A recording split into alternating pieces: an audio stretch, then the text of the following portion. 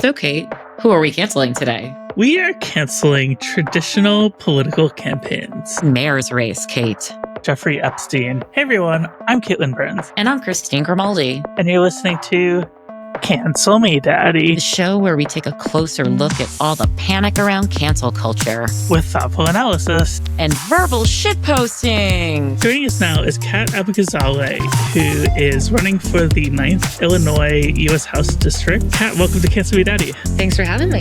You and I have known each other, at least online, for a long time. I think this is our first time actually speaking with each other. It's very exciting. But I wanted to ask, what was your process of going from journalist and social media presence to deciding to run for office? Yeah, so for those who don't know, I was a researcher and journalist. I worked at Media Matters, Mother Jones, Teo News, and in 2023, while at Media Matters, I started making videos on my personal accounts explaining what was going on in right-wing media. Some of it were like insane right-wing rabbit holes. Some of it was really insidious stuff I'd see on Fox News. The one thing that I took away from my work was that Democrats don't know how to deal with these people. People in our line of work have been warning them for years and years and years and begging them to listen, and they didn't. And so when Trump won, I was like, well, they've got to do something, right? This is going to be bad. And then after the inauguration, I was like, okay, way too many of them were at the inauguration, but like, they've got to do something. And then they didn't. And I can't remember which straw broke my back.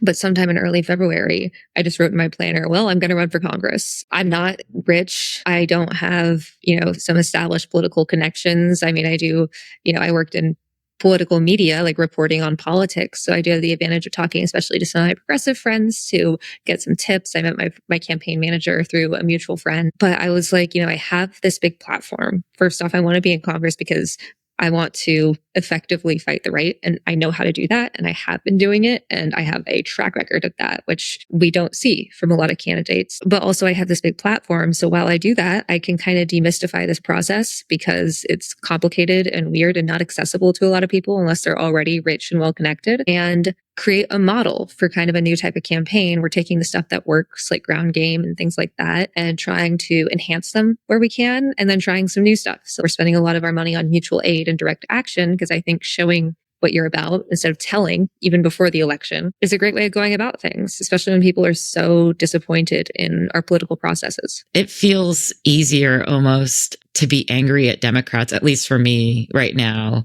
I read all of the Hunger Games books, so it's like, Katniss, I know who the enemy is, but also Democrats really let us down. And I don't know how we change that. So can you talk a little bit about that messaging that you're putting out there? Yeah, I think you kind of hit the nail on the head there. We're already mad at Trump and ICE and Stephen Miller and all of these ghouls, but the people that are supposed to be the opposition aren't putting up opposition. And so it's one of those things where you're already mad because that's the baseline, but you're disappointed and angry with the people who are supposed to be better because they also know better. And what they really should be doing right now, we've seen this in every authoritarian movement, is fighting. The only way to fight fascism is loudly, proudly, and every single day. Anyone who's been through middle school history class knows that appeasement doesn't work. We saw this with Colombia, where they caved to Trump's demands, and he still is screwing them over. Bending the knee and hoping that Trump hurts as many people by 2026 that they'll vote for you is not only morally abhorrent, because you're counting on people getting hurt, even if they're not your voters.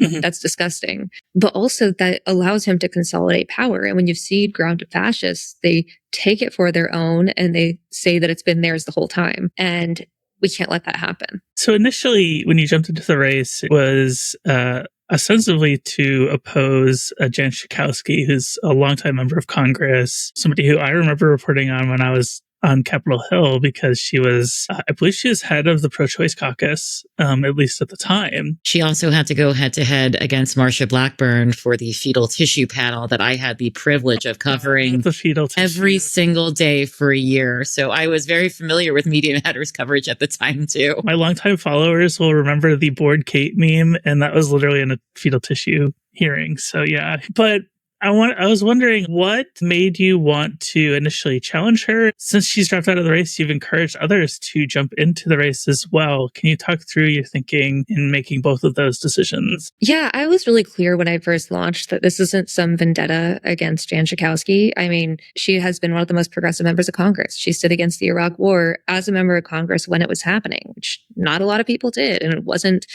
popular in the fury of, 2001 to 2007 of, growing up as an Arab kid in Texas. We were all in on it, because that's what you do. And my grandmother, who was a straight up Texas GOP operative, hated Jan Schakowsky, which is an endorsement of her character, frankly. Her character, not my grandmother's. When I ran, it wasn't because I, hate Jan Schakowsky or think that, she's the worst person in the world.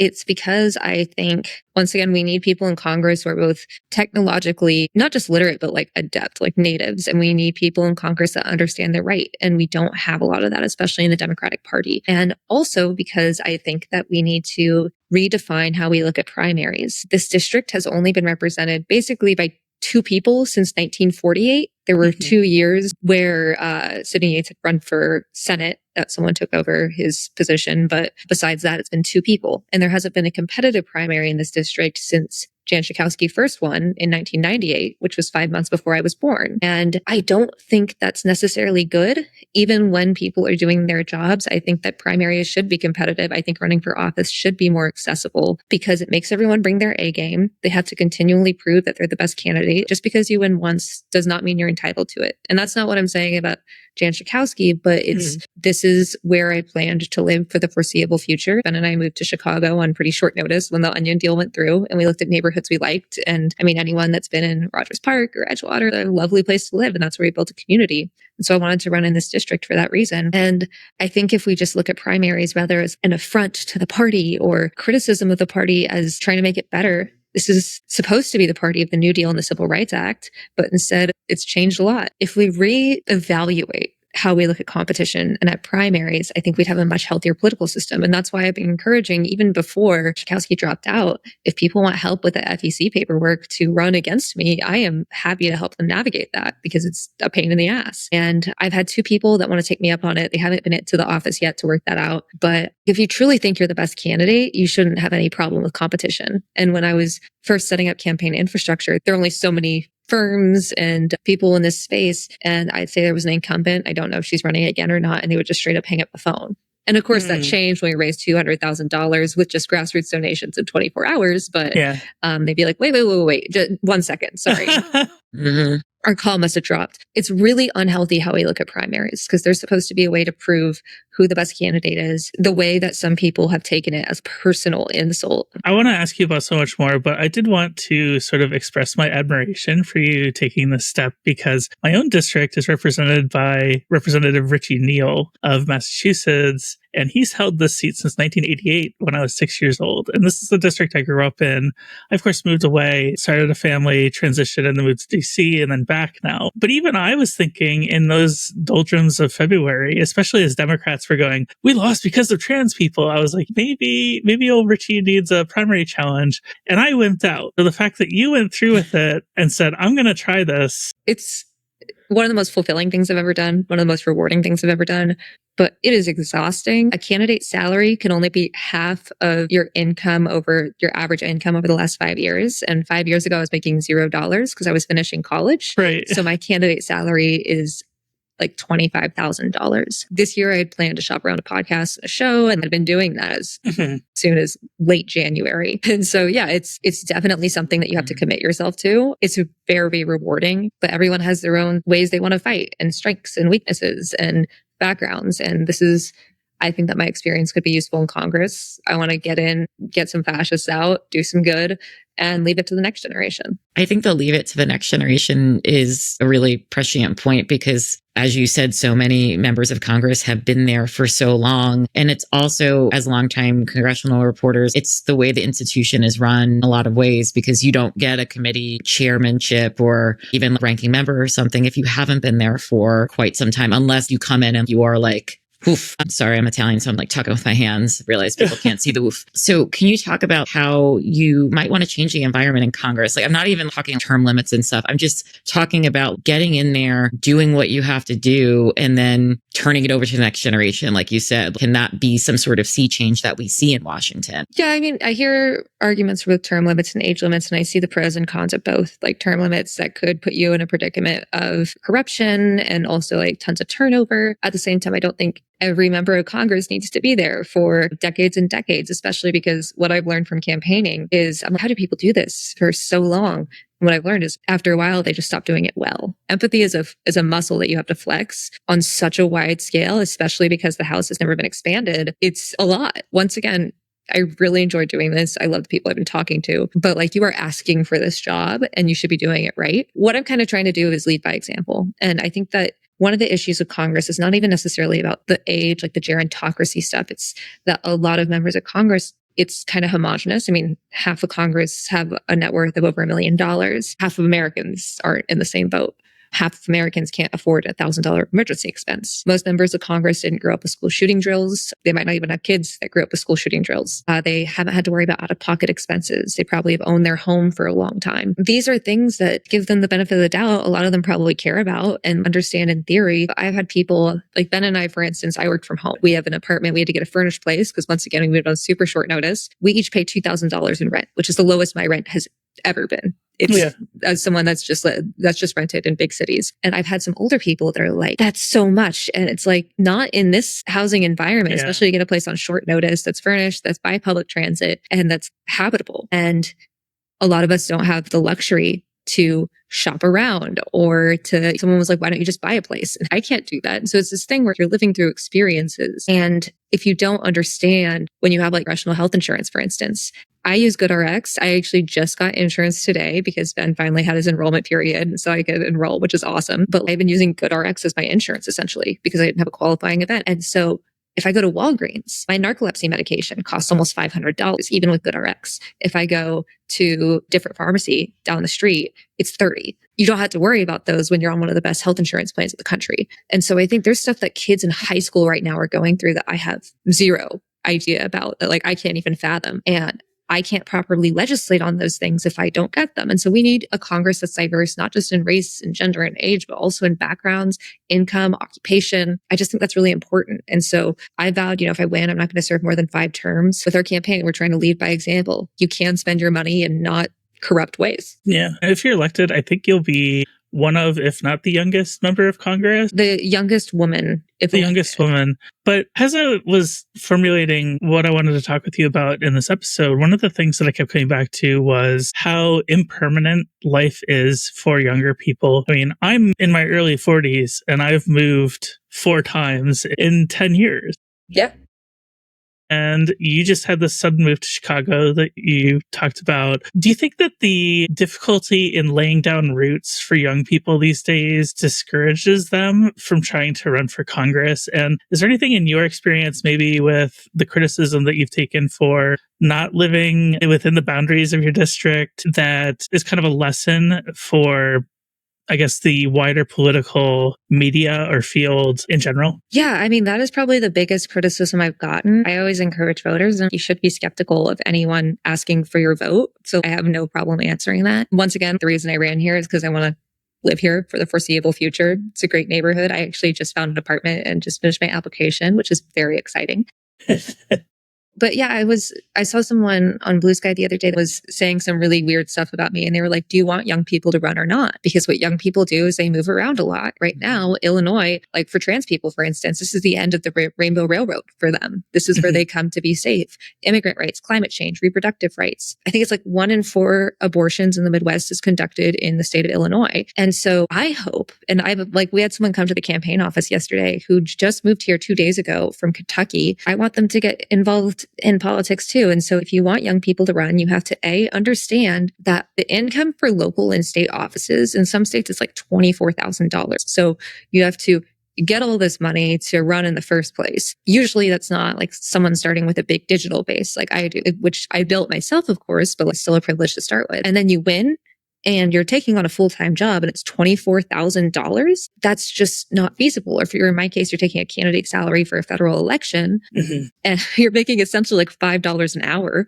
that's not feasible for a lot of people. I'm really lucky that I have some money saved up. A lot of it went into moving to Chicago in the first place, but I have a partner that's willing to like kind of pick up the slack, and I'm dipping into my savings. A lot of people don't have that luxury. And then if you want people to run, young people to run especially, and you're doing all these purity tests of how long have you lived here? Have you been in this neighborhood? Where did you go to high school? If those are your priorities, that's fine, but you're going to have a lot fewer young people running, because a lot of them, especially from redder areas that want to live in places that feel safer for them. If I want to start a family, I'm not going to go see my parents back in Texas because I'd be worried about what would happen to me and my possible child. Then you need to accept that they're going to move around a lot, that maybe this is where they want to set down roots. And we should be encouraging that, and also trying to meet people's material needs so they don't need to be itinerant. But yeah, I mean, I haven't lived in the same place for more than 2 years since I was 16.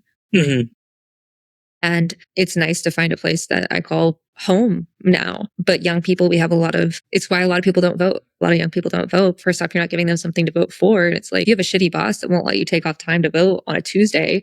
Yeah. And you don't have the money to sue. You don't have the money. You can't afford to get fired. Why would you take that risk? This podcast, at the end of the day, is, yes, we go over a lot of politics, but it really is about social media and how we use it today, and how the media environment and the social media environment come together to influence society and things like that. And I know that you've had like a lot of weirdness from a lot of people on the right. There was an article in, forgive me, I forget the name. This is Chicago. Oh, the Chicago Contrarian. The Contrarian, yes. Fuck. That was really weird. You did a fantastic video, which we'll link to in the show notes, in response to that. Were you prepared for the kind of pushback that you're getting, not only from conservatives, but also there are a lot of people who didn't know that you and Ben, for instance, but Collins were in a relationship? Very controversial. I know that we've been in a committed relationship for 2 years. People are like, why didn't you post about it? And it's like, you're being so weird right now. You're wondering why I don't post. Like, he's been coming to camp. Anyways, sorry. No, I get These it. parasocial relationships people build it 30 years ago. This would be something that you would show up to a campaign event and meet someone's partner. But there are things in my life that I don't broadcast, because I know people have harassed my parents. People have harassed my brother. I want to keep people in my life safe. And I've had people that are like, why didn't you answer my question? I've replied to you. And I get a lot of replies a day. There's this sense of entitlement in social media. And on the flip side, there's this sense of isolation that people really, especially since COVID, we've all been so distant. And you hear that word authenticity a lot. And I think especially politicos want to manufacture it. And that's the exact opposite point. People want someone to talk to them like a person. And that's how I've tried to make all my content, how I would want someone to communicate to me. But yeah, being a researcher and journalist that covers the far right is kind of a superpower when you're running for Congress, because you've already built this thick skin. Like, had people post my Tinder profile. I was posed by Elon Musk here in Chicago last October. And so I can't imagine what it's like to see all of this. If my campaign manager, Sam, he would show me a reply and be like, this is awful. And I'd laugh. And he was like, what are you doing? But we're just kind of used to it, especially as a Palestinian woman. Yeah. I've seen some insane replies, but I've been seeing those my whole life. And so that honestly has been a pro, because it's prepared me for the weird online backlash. And on the flip side, people in person, even when they come in hot, even when they come in kind of skeptical or even a little bit of aggressive, face to face, people are much more normal. And by the end of every conversation I've had, we've usually agreed on a lot more than we disagree. Yeah, I was going to say, I think you and I and Ben and I have been mutuals for a long time, and I didn't know that you were dating. But the second I heard about it, I was like, oh yeah, I instantly get why you wouldn't broadcast it, because I'm single perpetually to a fault almost. But if I got into a relationship, I wouldn't be posting about it on social media. Are you kidding me? That's just putting a target on the back of somebody I care about. Right. And especially the weird amount that I'm sexualized. It's like, I've seen people post about my sex life a lot in the last few days. And it's like, you don't have to do that. There's a difference between hiding something and not broadcasting every single moment of your life. And I think at a time where we have a lot of microblogging forums and everything is so easy to find, they feel like the same thing when you're online a lot. people assume that the campaign's really online because I post and, I have this big platform, but really that's just a tool to get the message out, fundraise, sell our merch, hang out, post pictures of my cat. The campaign itself is pretty much all ground game because we really want to stress that in-person connection. Our campaign office, which is where I'm recording from, in our back room filled with various trash that we need to take out, is a community space that anyone can come to. Yeah. You've run a really interesting campaign with the mutual aid stuff and just the ways you're trying to connect with the community. I wanted to ask if you've heard of somebody named Tiffany Bond, who ran a similar campaign in Northern Maine a couple of cycles ago. She's actually a friend of mine. We met in person and she said, I don't want campaign donations, which is not quite what you're doing. She'd be like, instead, I want you to, and she would share GoFundMe's for teachers in her district who needed supplies or other charities in her district. She's like, I'd rather you give money to them. And so when I heard your campaign strategy, I was like, this has been tried before, but how are you finding that strategy so far? Is it helping you connect with the community? Yeah, so we're trying to kind of take that to the next level in terms of how we spend our campaign money, because I'm trying to kind of show a model. You don't have to just do lip service. You don't just have to promise a bunch of shit and then not deliver. You could be helping people right now. And we waste so much money in politics. I mean, you guys know as political reporters, so much money gets wasted on the same consultants and ads that have no strategy on them. It's a mess. And so we have been really focused on trying to find fun and unique ways to make politics accessible for our kickoff event. Instead of paying $500 a plate, you had to bring a box of pads or tampons for Chicago's Period Collective, which meant that anyone could afford to come. We collected over 5,600 tampons and pads for people who needed them. And we just stocked a whole food pantry in exchange for campaign yard signs last weekend and did a beach cleanup. These have been really helpful in the community. The thing that I've heard a lot is people are like, I feel so helpless. I just want to doom scroll. And now I have an outlet. And so I'm not only supporting your candidacy and I'm not only helping people, but I'm also feeling like I'm doing something. With the beach cleanup, our hands were full with like trash grabbers and a trash bag. And we all sat on the beach with like a big circle and talked about things we cared about. And yeah, that sounds all kumbaya and Pollyannish, but like, it was genuinely helpful. I've seen people that online that like posted things that were really skeptical and they were like, "It's grifter, blah, blah, blah." And now that we're showing what we're about, they're like, okay, maybe she's not a grifter. Like, I'm not sure if I support her. And like, once again, I encourage people to be skeptical. We have been burned so many times, but all I ask is, watch me. I wanted to commiserate about GW student loan debt. I graduated in 2008, so I can only imagine the issues that have grown for people who are younger. I have a 3-year-old and I worry about her having drills in pre-K next year. Yeah, it's awful. Republicans want us to all be baby machines, and they don't want to support the actual making of babies and raising of babies. I have so many friends that want to start a family, but they just can't afford to because it's thousands of dollars just to deliver it. And then after that, you got pre-K. So maybe you have to quit your job because that's cheaper than having 2 incomes. Everything is so expensive and it's just for corporate profit. Like, that's it. It's really unfair. We need to be providing that support. There's so many parents I've talked to that are just terrified about what education is going to look like for their kids now. We had someone come to our office hours with their kid and he was really cool little guy. And I could just see the fear in their parents' eyes. I do appreciate if you're listening to this and you live in the district and you have a baby, I love when people bring babies to the campaign office and I get to hold a baby. It's genuinely restorative. Like holding a baby, holding a puppy and a kitten. How can our listeners find you? First of all, find you online, and how can they support your campaign? Thank you for asking. You can go to catforillinois.com. Donations are really helpful because campaigns need money to run. And especially now that we have opponents in this race, we're really hitting the ground running. So if you have money to spare, our average donation is about $31. It really makes a difference. We're taking 0 corporate cash. We also just launched merch today. So we are starting with some shirts with our logos and then also some that say, "What if we didn't suck?" in like a thank you grocery bag font. And it looks really sick. And there's also a tote bag. So nice. Get some of those. If we sell out of these, we got some really unhinged merch to debut after that. So if you want to see that, you got to buy now. And then also we have a volunteer Discord server. We need remote and local volunteers. And if you just go to the volunteer page on our website, you can join there. Thank you, Kat Abughazaleh. Welcome to the show. Great to be here. Thank you. Yeah, Brad, we're very excited to speak with you. In particular, I thought you did a lot of really cool things on the campaign trail in the mayor's race. But first and foremost, a question I think is on everybody's mind. Is it comptroller or controller? So I try to keep everything under control, but I believe that the proper pronunciation is actually controller. It's mostly like an odd French misspelling of an English word. Now, my kids say, Dad, you're way too controlling already. Generally, I say control. Obviously, I think most people now know you for the mayor's race, right? You cross-endorsed with Zoran Mamdani, who unexpectedly won the primary, or was it expected? Like, did you think that he was going to win, or what were your thoughts on that? Well, I mean, at the beginning, at the end, I did think he was going to win, although it was by a bigger margin than I expected. But no, at the beginning, I mean, I got in the race to win it and didn't go quite as I mapped it out. But I do feel really proud of the race we ran. No, and I mean, like pretty much everyone else, when he got in the race, I assumed he was essentially too far to the left for electorate. I'm controller because 4 years ago, the vast majority of people who voted either for Maya Wiley, the progressive candidate in the race, or for Catherine Garcia, the more technocratic or competence candidate in the race, voted for me for controller. That's the coalition I've had as a pragmatic progressive. I had the endorsements both of the New York Times and of AOC for controller. And that was the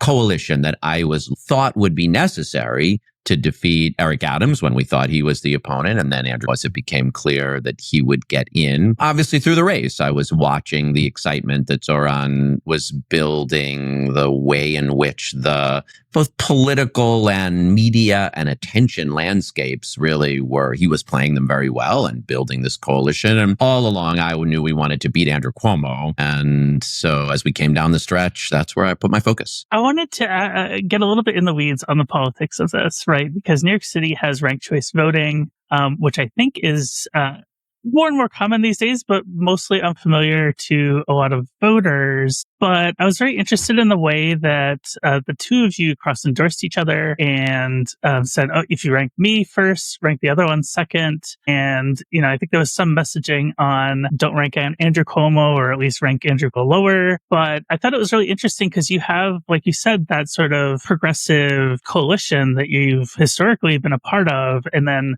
you're joining with the further left candidate in a cross endorsement.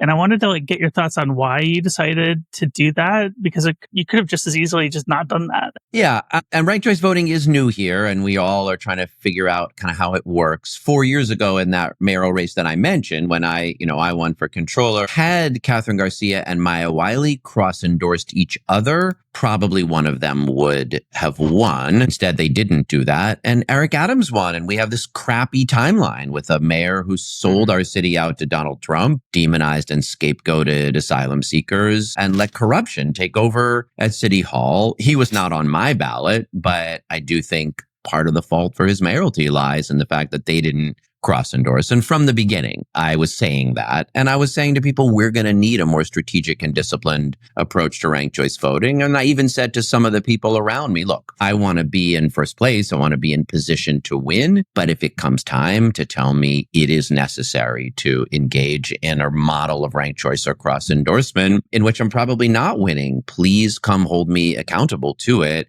I don't want to wake up the day after Election Day and feel like I was responsible for letting Andrew Cuomo become the mayor.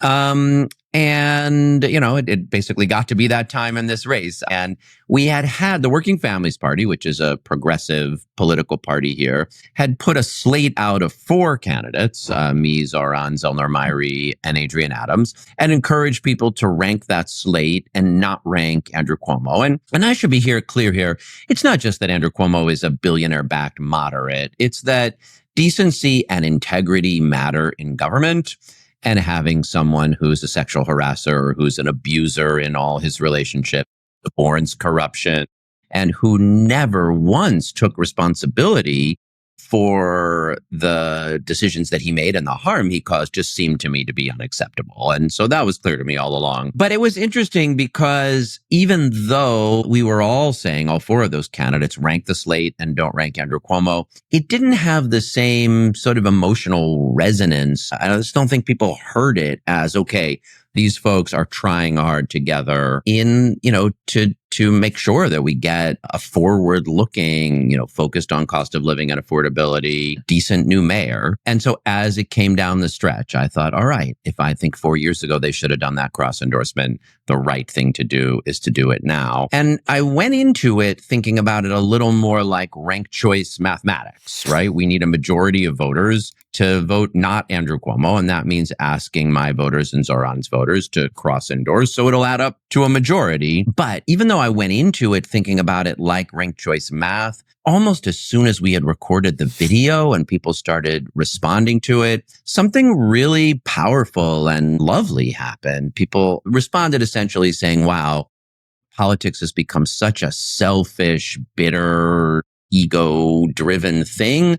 The idea that people could approach it as a team sport in pursuit of a better future for our city, this feels really hopeful. And, went into it like ranked choice math, but came out of it feeling something more like solidarity. And did this, your awareness of Andrew Cuomo and that he should not be ranked first, how long did this go back? Did this go back to his governorship? Did this go back longer than that? Because, the Cuomo family is such a, institution in New York State. I should say that I'm originally from Staten Island, which is where the Italians won't even vote for Cuomo. So it feels like full circle to be on this podcast. Yeah, actually, I was going to jump in really quick and say I was born in upstate New York, and Mario Cuomo, who is Andrew's father, was the governor when I was growing up. So yeah. And Mario, someone who was inspiring to a lot of us. He had that, famous phrase, you campaign in poetry and govern in prose. And he was someone who I think both more liberal or moderate members of the party and more progressive members of the party saw as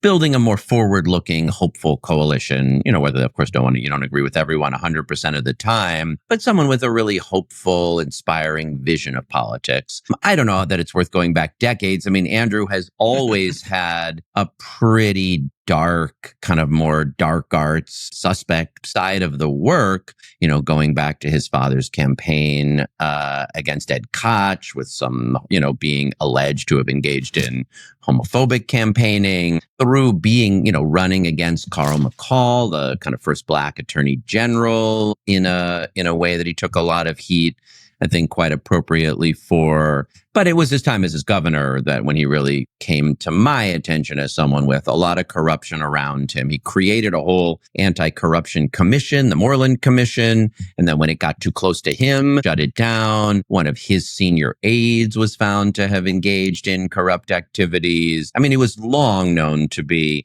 just personally abusive, looking at every relationship as an opportunity for his own power and interest. But then as it came out that there were all these incidents of sexual harassment. And then in COVID, as people remember, while he was up in front of the cameras every day in those briefings that brought a lot of people comfort, he nonetheless made this decision to send seniors into nursing homes against the orders of the Center for Disease Control. That was a mistake that maybe he could have corrected, but then rather than do that, essentially lied about it, marked up the state health department report in order to protect his $5 million book deal, and then just kept doubling and tripling down on it. He went into court to force taxpayers to spend $60 million on his own legal bills for those corruption and sexual harassment allegations. So this is just someone who, in every situation, for himself and not for New York. Christine here. If you're enjoying this episode, consider subscribing. We publish every other week, so be sure to ring the bell to be notified for our next episode. Well, I think that we also talked about Cuomo quite a bit because at best he bills himself as a centrist Democrat. And I know that we wanted to talk about whether Zoran's victory and your cross endorsement maybe means that the Democratic Party, or at least voters, whether they're consider themselves Democrats, Democratic Socialists, or Working Families Party, what have you, are moving to the left, and that it is acceptable and perhaps even more authentic authentic to kind of embrace these leftist principles and put them into practice. What do you see this victory and this experience that you had as kind of signaling for the future? In this race especially, Andrew Cuomo really ran as the candidate of the billionaire class. He had much more money raised through his super PACs than he did into his own campaign. Down the stretch, Mike Bloomberg gave him $8 million. He got $1 million contribution in the super PAC from DoorDash. I was proud when I was in the city council to pass a law that made New York City the first place in the country to guarantee living wage pay for deliveristas. And DoorDash doesn't want to pay their workers living wage. So what do? Drop $1 million into Andrew Cuomo's super PAC so that he would win and get rid of it. Bill Ackman, the leading enemy of DEI and civil rights, dropped $500,000 in. Oh yes, I mean, he's got a long history as a moderate or a centrist Democrat, but he was running as like the candidate of plutocrats. Mm-hmm. To some extent afraid of Zoran, but to some extent just wanting this dark, kind of we're in a crisis and I will fix it kind of politics. And people are tired of it. And you really could feel this out in the street. The hopefulness in Zoran's campaign, not just the focus on affordability and cost of living and an economic agenda, but a much more hopeful vision for the city. And then the way our cross endorsement, I think, was enabled more liberal, progressive, and democratic socialist and leftist voters to find common cause in saying, we want to focus on affordability. We want decent government, and we don't want a mayor elected with the support of, billionaires and plutocrats and corporate interests. So it really did bring people together. I mean, I think in ways he maybe didn't mean to. Opposition to Andrew Cuomo put a broader coalition of progressive and liberal Democrats together. Now, I've got a long history, being part of that broader coalition through the Working Families Party. The work I'm proudest to have done in the city council is showing up for those deliveristas and Uber and Lyft drivers and fast food workers and freelancers. And we helped integrate the middle schools of the school district I represent and focused on affordable housing. So that's a coalition I have long believed is necessary for New York City, and especially at this moment in time. But I will say one more thing here, as much as I'm a proud progressive Democrat. I don't think the line right now for Democrats is best understood as between progressives and moderates. I think it's between fighters and folders. I think at this moment with Trump, people want someone who is fighting for something. Yes, who has a bold vision of a more affordable and inclusive future, but also just less tied to status quo politics of the past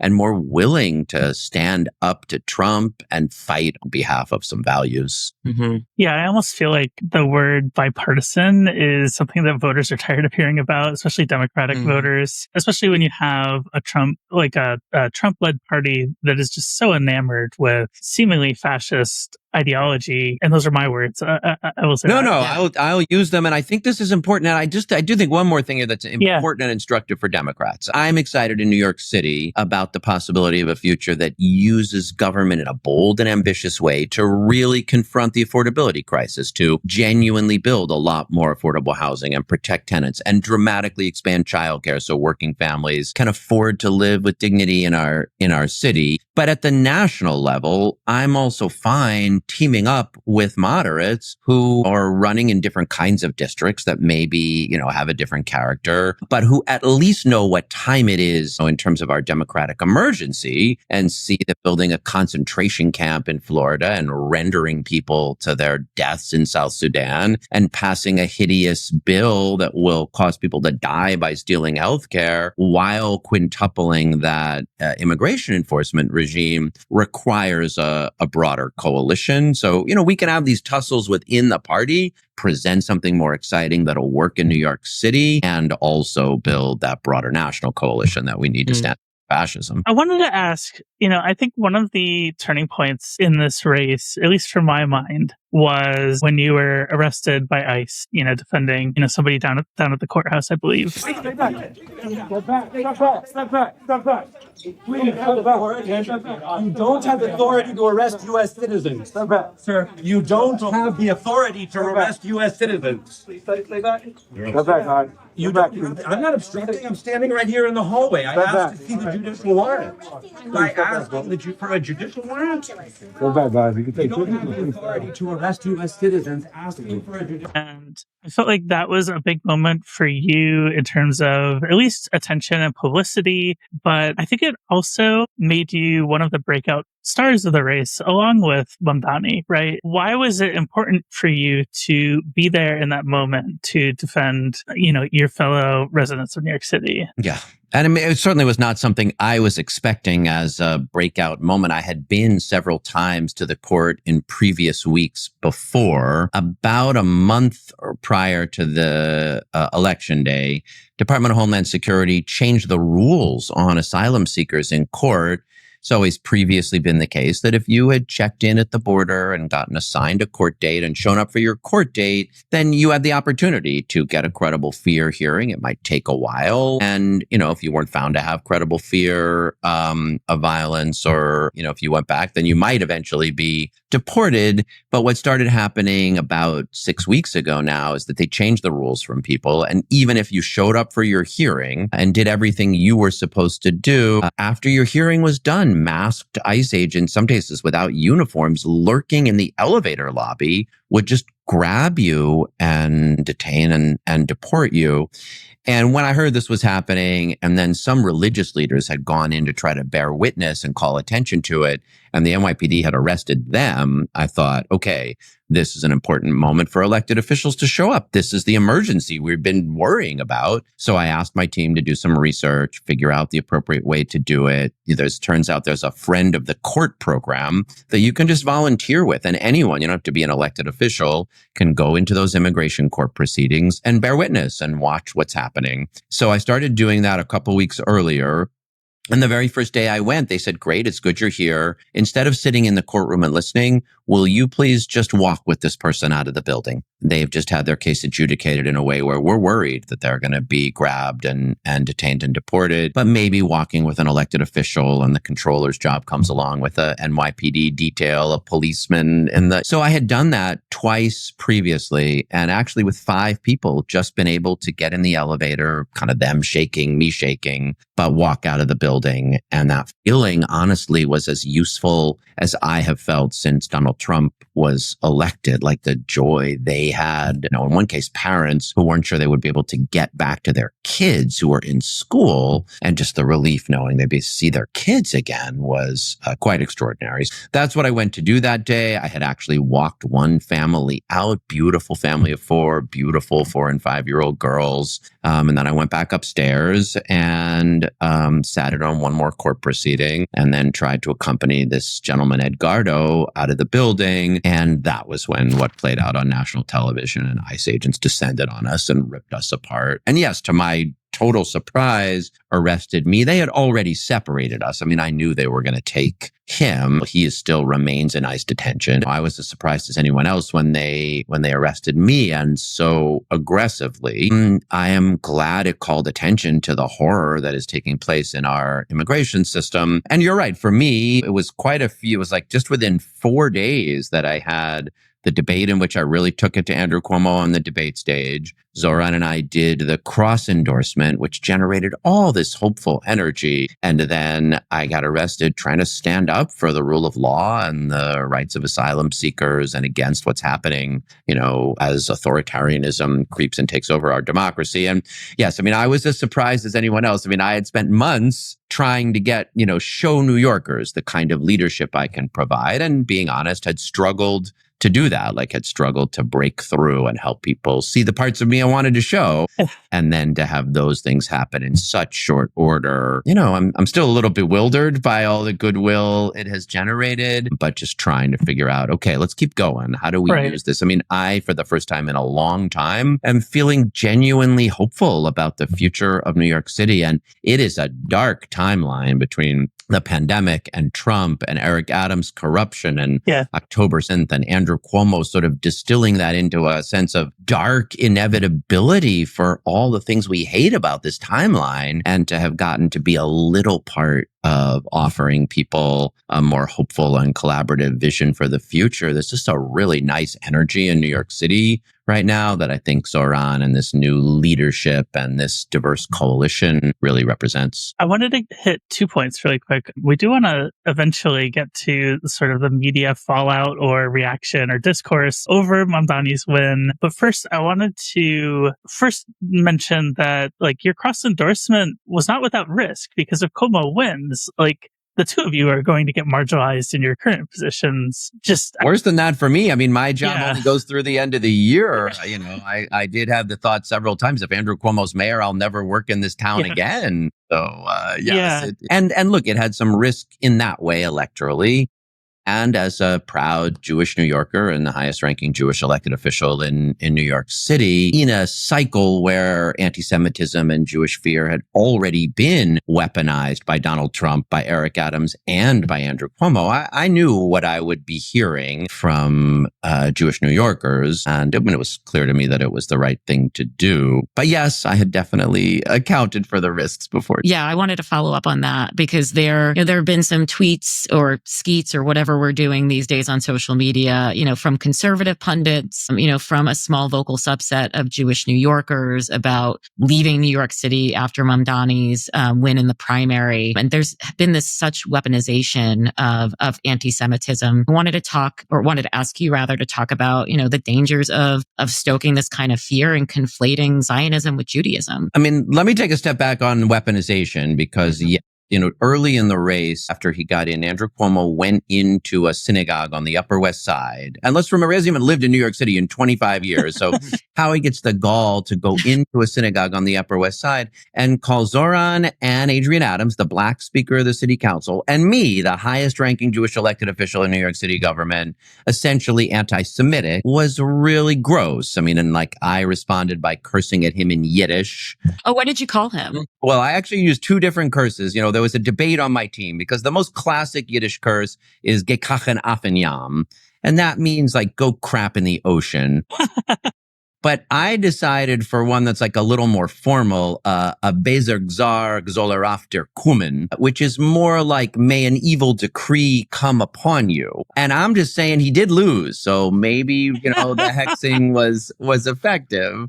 But this is in this tradition of this moment where, Donald Trump calls Chuck Schumer a Palestinian, managing to be both Islamophobic and anti-Semitic in the same sentence. And Eric Adams is running in November on a ballot line called Stop Anti-Semitism, the most craven effort to convert or weaponize the legitimate fears Jews have about rising anti-Semitism in this moment into his own personal political gain. And I've just had enough of it. Jews should not be treated like pawns. And we need to take a deep breath and say, okay, yes, anti-Semitism is rising, but we can't let our fears, turn us into, and you got to speak out against it. And I mean, for me, fortunately, it's those guys could try to beat us politically, but they can't make me a bad Jew. I have been a critic of Israel's occupation of the West Bank and Gaza for 30 years at this point. And I am someone who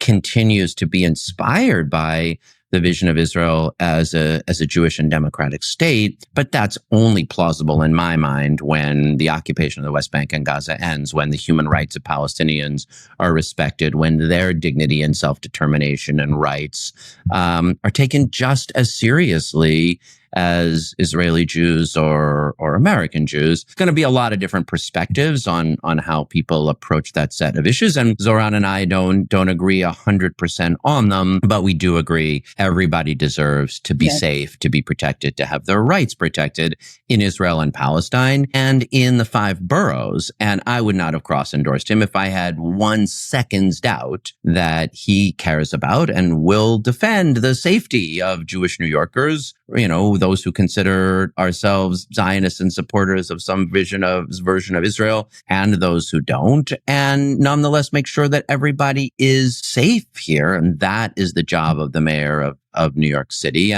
And there was something powerful in the way that he and I, as a Muslim New Yorker and a Jewish New Yorker, were able to be out there saying, we agree on a lot of things. We don't agree on 100% of things, but we're not going to let, foreign policy in terms of people's politics around Israel and Palestine, or, the fears people have at the moment about hate here cause Jewish and Muslim New Yorkers to be divided against each other. The only way to be safe is through some version of shared safety where everybody knows, every Jewish New Yorker and Muslim New Yorker and Christian New Yorker and Sikh and Buddhist and non-religious, that they can pray safely. So this podcast is 4 years old now, 4.5 years old now. This is actually the first time we've talked about Israel and Palestine as a topic. And that's mostly because I feel out of my depth, right? Like, it's not an issue that I cover as a journalist. I'm not a foreign policy journalist. I'm also like an Irish Catholic from New England. You should listen to our Conclave Me Daddy episode. Yeah, I cosplayed as the Pope. I was a That's bishop. so funny. I was a bishop. And I just wanted to say, like, I wanted to appreciate you for coming on and talking about this stuff with us so openly, because it's an area that, like, I personally feel uncomfortable. I obviously have my opinions, but I don't express them publicly very often. Having said that, it's not just like Eric Adams and other Jewish New Yorkers, like, expressing reservations about Mamdani's views on that conflict in particular. I have a list here of Democrats who have made comments in the recent weeks.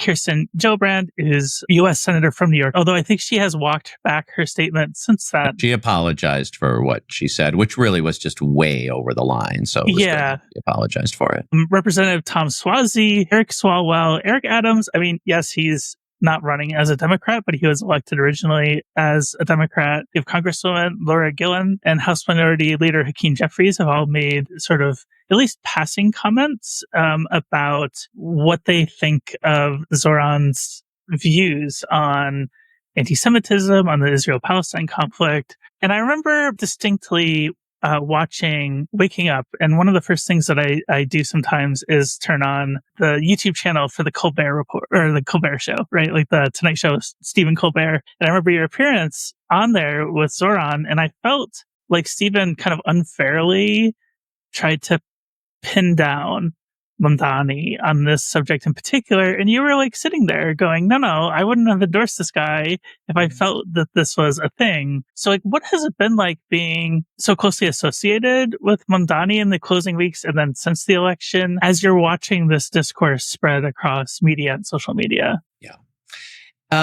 I'll say a few things here. First, I mean, there is a shift taking place in the Democratic Party in how you can be critical of Israel and, in my case, still be a, just like passionate, proud Jew, but in any case, be someone who is not anti-Semitic. And if you're running for office, is committed to making sure everyone is safe, including Jews are safe. And, look, one fight we've been having, there are Democrats who essentially are saying, very few people would say any criticism of Israel whatsoever is anti-Semitic, but some people really make it seem like that. And certainly there's a set of people who are even trying to advance a definition of anti-Semitism that says all anti-Zionism or non-Zionism is anti-Semitic. And some of us contest that. I mean, again, I identify as a Zionist, by which I mean I believe in, I'm inspired by the vision of Israel as a Jewish and democratic state as per its Declaration of Independence. It is not doing great as a democratic state because you can't hold occupation over millions of people and deny them equal voting rights and call yourself a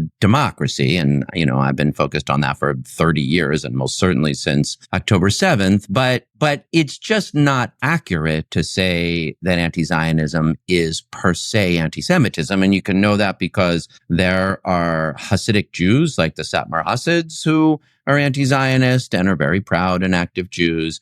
And there are lots of young Jewish people who grew up in synagogues and went to day school and have concluded that having a nation state is not the vision of Judaism that they share. And you could disagree with them politically, but they're proud Jews. They're most certainly not anti-Semitic. And then obviously there are Palestinian human rights activists. I mean, one of my favorites, I actually got a message from him that I felt so grateful for, is a guy named Ayman Odeh. He's a member of the Israeli Knesset. He's a Palestinian citizen of Israel and a member of Knesset. He's given his life to trying to support that polity, and he doesn't consider himself a Zionist, but he is no anti-Semite. He has taken great risks to be in partnership with Israeli Jews. So it is most certainly possible to be a sharp critic of the Netanyahu government and the atrocities that it is committing in Gaza. It is possible to be even someone who doesn't believe in that vision of Israel as a Jewish and democratic state, and still, without any doubt, not to be anti-Semitic. Again, plenty of Jews have those positions, and plenty of people like Zoran, who I don't believe has an anti-Semitic bone in his body, but who has a different point of view on the conflict. Now, then there's a different question, which is, what does somebody running for mayor of New York City owe to New Yorkers to make them feel safe and comfortable and communicate to Jewish New Yorkers, including those of us who consider ourselves Zionists, that this is still a mayor who will keep us safe, who we're welcome at City Hall, who we're all part of one big New York effort. It's a messy place, but everybody's got to have here, equal rights, equal protections, equal dignity. And that's on every mayoral candidate to do. And, I've been clear on kind of the debate over the last few days is really focused on this phrase, globalize the intifada. And, this one, there may well be, I'm sure there are, pro-Palestine activists who, when they say it, mean advocate for the human rights of Palestinians all around the world. But just speaking for myself, when I hear it, given that the Second Intifada did involve a lot of violence against Israeli civilians, and in the wake of the killings that happened in Washington, D.C. and Boulder, Colorado recently, I hear that phrase as meaning open season on Jews. And so I don't like it, and I wish people wouldn't use it. I think there's more effective ways of demanding the equal rights and humanity and dignity and safety and freedom and self-determination of Palestinians. But for what it's worth, it's not a phrase that Zoran himself uses. So this is an awful lot of media attention on three words he doesn't say. And if it could open us up to conversation, I guess this is what I would say, like what I hope and what I fear. If it could open us up to conversation where we listened better, that would be great. And if it was possible for, pro-Palestine advocates to hear the anxiety that Jews are feeling and maybe think, you know what, I don't need to say it in those words. And if it would be possible for Jewish New Yorkers to recognize that, yes, okay, it's all right for us to be anxious in this moment of rising anti-Semitism, but meanwhile, hundreds of people a day, thousands of people a week are being killed and starved in Gaza, by a government that I just call myself a Zionist is acting in my name. And we ought to do better at listening as well. That would be a good thing that could come out of this moment, like come out of our silos and trenches and try to listen to each other a little better and recognize that like New York City has to be a place in which a broad set of people across these lines deserve to be safe. I feel like we're having a very nuanced discussion here. If the media is equipped in that very nebulous word, but we saw what the New York Times ran over the weekend about Zoran Mandani, how with the college admissions. Yeah, with the college admission. Yeah. How can the media do a better job of, having this conversation? Yeah.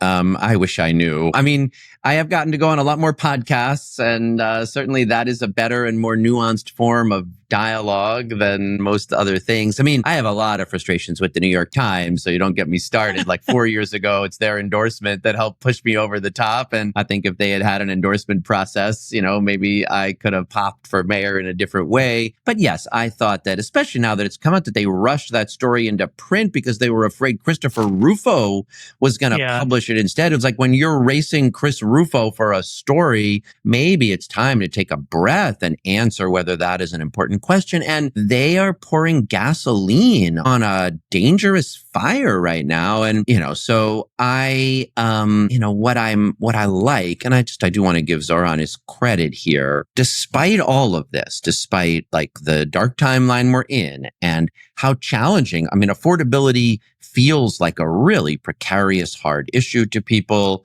Boy, the dynamic since October Synth is overwhelmingly negative. He gets death threats. And yet, for the most part, he has been able to run a campaign that has continued to project hopefulness in the incredible diversity that is New York City, that's a big part of what I think our cross endorsement built on, like across this line of difference. We are still not going to attack each other, be divided from each other. And whether you think of that as Muslims and Jews or liberals and leftists, like we've got a shared interest here. And at this moment, especially, I mean, I guess what I would say to all those Democratic politicians who are raising issues and haven't endorsed him is something a little different. Like you don't have to get into the nuances of Israel and Palestine and anti-Semitism. An assembly member, Michael Lasher, Jewish assembly member from the Upper West Side, just endorsed Zoran and made clear he really disagrees with him on some of these issues, more than I do, but just said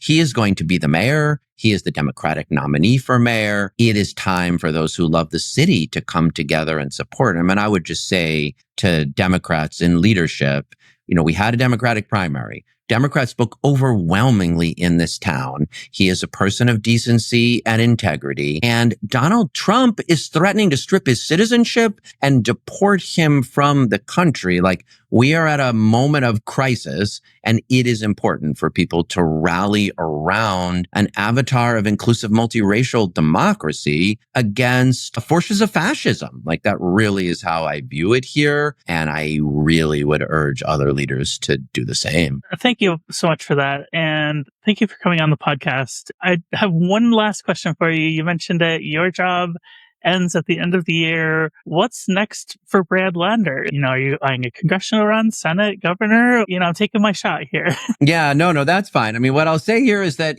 happily compared to a month ago when the polls said Andrew Cuomo was going to be the mayor and I thought I'll never work in this town again, I feel like I got a lot of good options. I'm excited about, the campaign that Zoran is running, and he's got a big mandate for change. And if there's a useful way to be helpful in that effort, I'm glad to help however and then I'll be excited as the next months tick by to figure out what makes the most sense for me. I'm in this fight. I mean, I guess that's what I would say. You can't go around saying the line isn't between progressives and moderates. It's between fighters and folders, and not say I'm ready for the next fight. But there's a lot to do right now. And I got more I want to do standing up for asylum seekers and the rule of law. I've got more I want to do for standing up and fighting for the city that I love. And I'll come back on and let you know when I know exactly where I'm going to hold you to that. Yeah. Well, Brad Lander, thank you so much for joining us, and welcome to the Cancel Me Daddy family. Yeah. I'm very happy to be not canceled.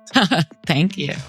Thank you so much for watching and or listening. And if you like this episode, be sure to like and subscribe. And if you're an audio-only listener, make sure that your app is set for automatic downloads. And we just started offering channel memberships. We're doing a monthly live stream for channel members, so be sure to check that out. Happy canceling!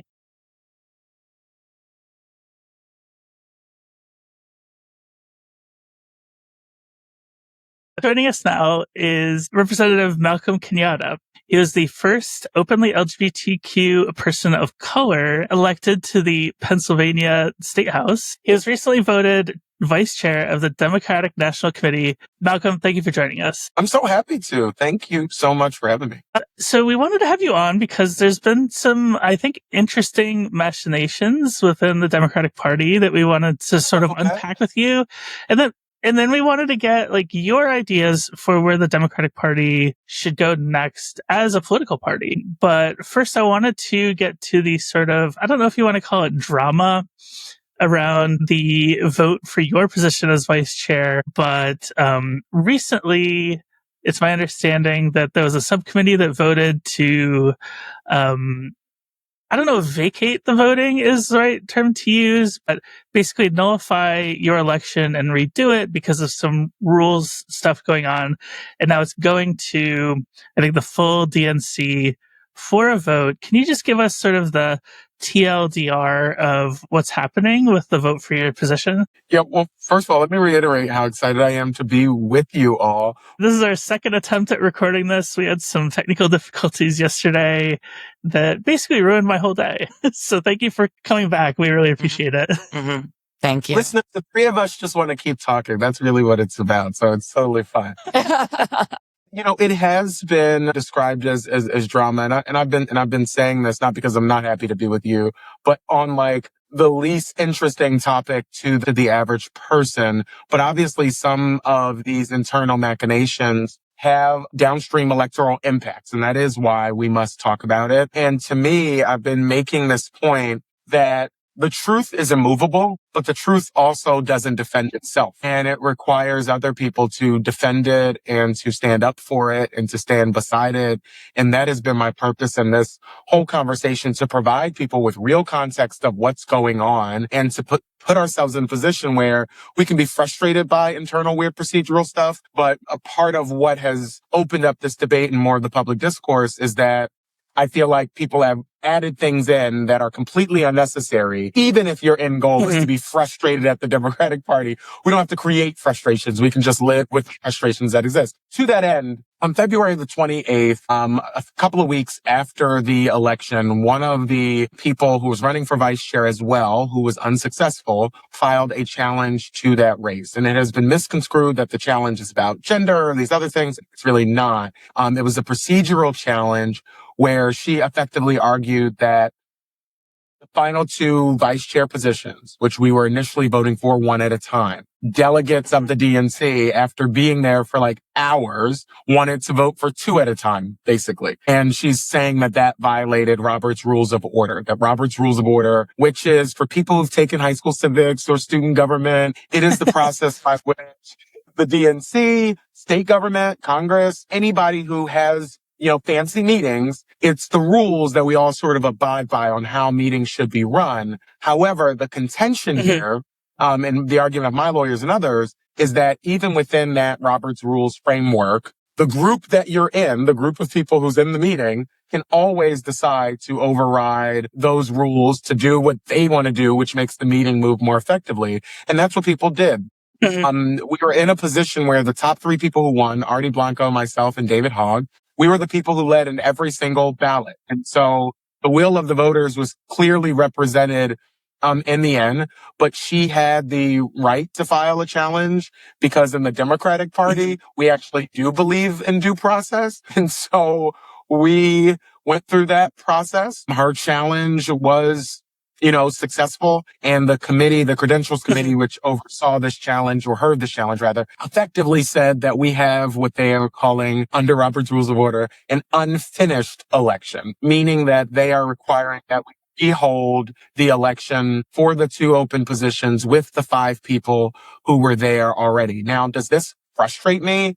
Heck yes. But the issue has been that there have been people who've used this to suggest that this exists as a way to get David Hogg, which is just couldn't be further from the truth. Okay, yeah. So you have David Hogg running around saying, I am supporting primary challenges to already elected Democrats, and this is the DNC trying to force me out of this position that I won. But what you're actually saying is that there was a challenge that was lodged way before all of this to the procedural order. So Hogg essentially is trying to drum up support and controversy by not being truthful. Is that how I'm interpreting things? I had this, and I'm going to bring it again for folks. Okay. I have this handy dandy timeline, which is so important. So I mentioned February 28th, the election challenge was filed.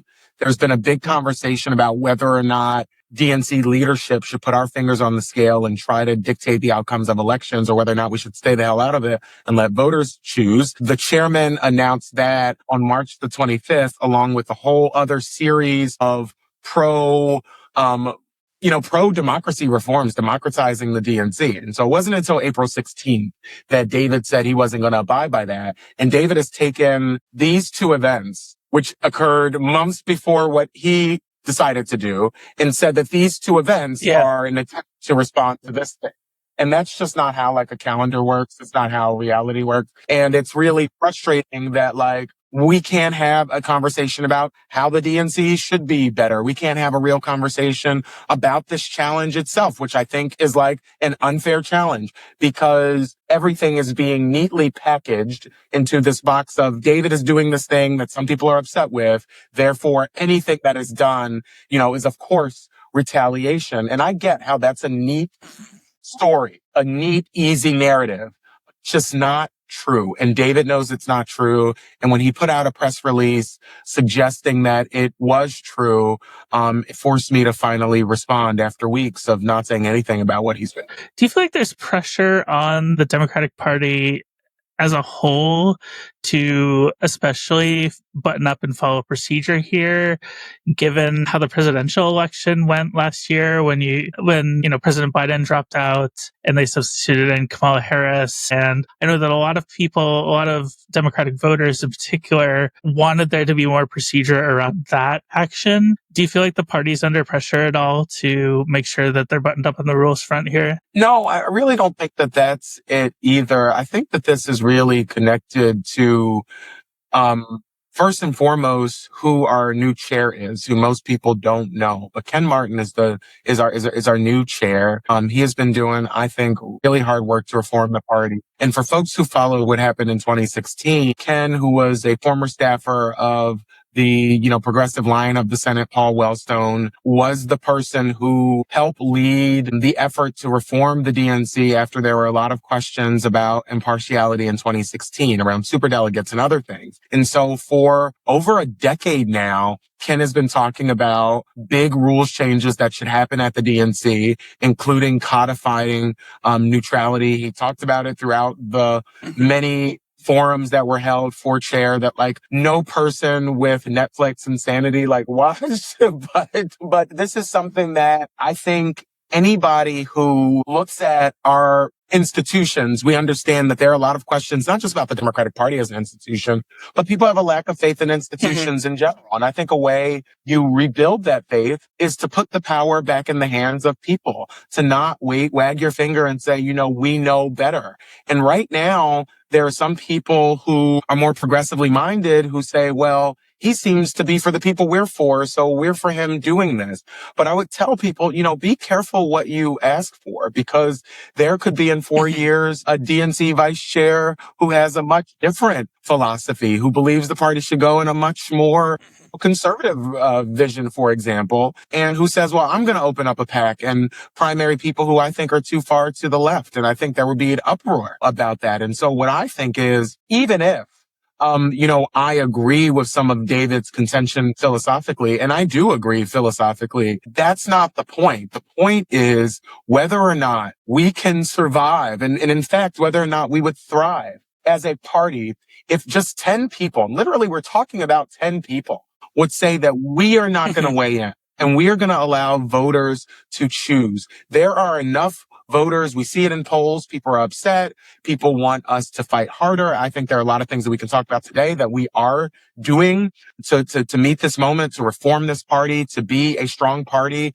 that can beat back Donald Trump. However, we don't need to come into every state and tell voters who their member of Congress is. What we should do as the DNC is to make sure the choices of Democratic primary voters are not only respected, but that then we put all of our resources behind helping them beat Republicans, which is why I'm in this role. I was hoping that you could actually break down the neutrality pledge for our listeners and kind of what you said, the implications of it if that fell into the hands of a different faction of the Democratic Party. So after 2016, there were a lot of feelings, or it's, people can argue it's real or not. I'm not here to relitigate that argument. I wasn't even in elected office in 2016. Okay.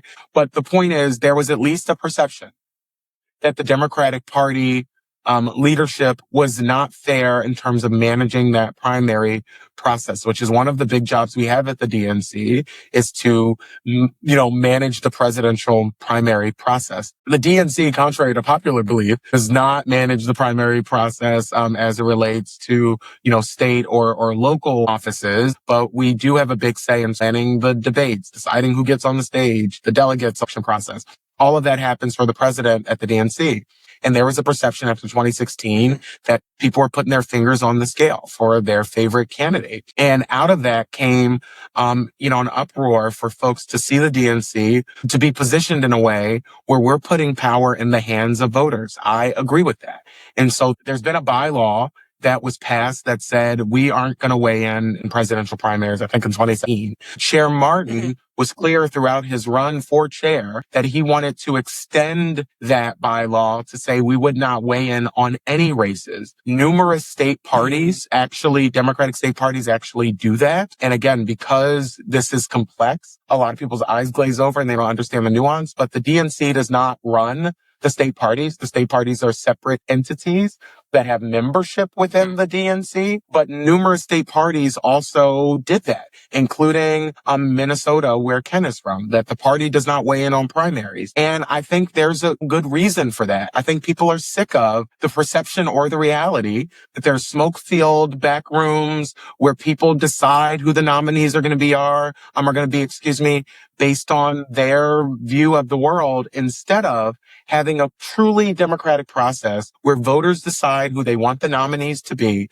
and then the party infrastructure is mobilized to support that result. And I think that's what we ought to do. Well, thank you for breaking that down, because I feel like that is something that maybe the general public doesn't understand. And even like us as, congressional reporters, it's a whole other procedural bag. It is. It truly is. And we're dealing with it every day. But to just end this point, I will just say that, I am not against robust primaries. And I've said this in multiple interviews. The DNC can't be an incumbent protection racket. Okay. I'm not here to defend any incumbents. I'm not here to say people who want to run in a primary shouldn't run. One of the first events I did, I think the first event I did after I was elected, was in my personal capacity, but I went and did an event for Run for Something, a virtual event for people who were signing up to run for office, young people specifically who are signing up to run for office. That is important. I mean, I literally have a whole documentary that you can go watch right now on Apple TV called Don't Wait Your Turn, about my run for U.S. Senate against John Fetterman. So I have a real record, not just in supporting my own campaigns,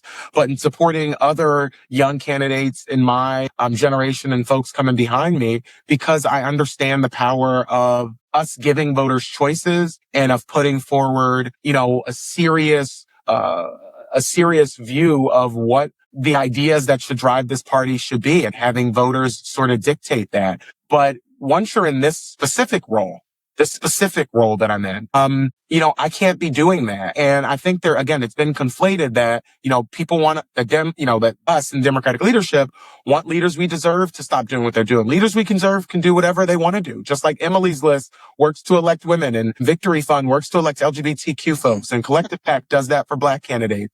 That means in some instances, they're going to be running against incumbents.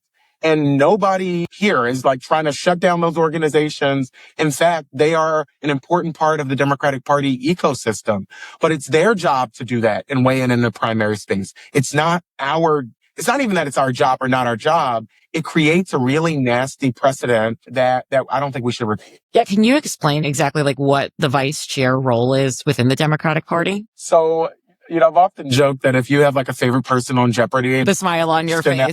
Yeah. That's right. That stumps them and kicks them off the show. Asking somebody who the last vice chair of the Democratic Party would be that question. And gets them kicked off immediately. But to your question, it really has ranged. You've had vice chairs who've done a lot, like Donna Brazile, who was interim chair of the party on 2 different occasions. She was a very involved vice chair who a lot of people I think still know. And then you've had vice chairs who haven't done much. So it's really ranged over the years. I've been a vice chair who I think has done quite a bit. In 111 days, I guess it's been. I've been to 8 states. It was supposed to be 9, but Sean Duffy is not doing his job as transportation secretary. So my plane to New Hampshire was canceled the other day. But nevertheless, I've been to 8 states, done 3 dozen events, fundraisers, town halls, and been working on the boring stuff inside the party in terms of, hiring and all these different things that we need to do to build out the infrastructure for us to take our message to reach everybody who needs to hear it, which is everybody. And so that's the work that I've been doing. And for me, even though it is a job where I do not get paid, I'm a complete volunteer. It's a job that was very important for me to possibly take on. Before I ever ran for office, I had run a citywide campaign here on the staff side in Philadelphia. one of the youngest people to ever do that. I then ran for state representative, as I mentioned, ran for U.S. Senate. So I've run statewide, I've run federally, I've run at the state level, I ran a campaign at the local level. And so I felt like I wanted to shake the party out of this mindset where we exist to just elect a president every 4 years and to get us focused on the fact that there are elections every 6 months here in Pennsylvania for something, and that there are people who are running for positions that don't get the attention, but the impact of what they do is deeply pronounced, from your mayor to your state rep to your county commissioner. And I wanted a Democratic Party that fights just as hard for county commissioners as we do for members of Congress. And that's the work that I've been trying to do to get us refocused on and looking local first. Well, Malcolm, we have something in common. We also don't get paid for this, so we hope to.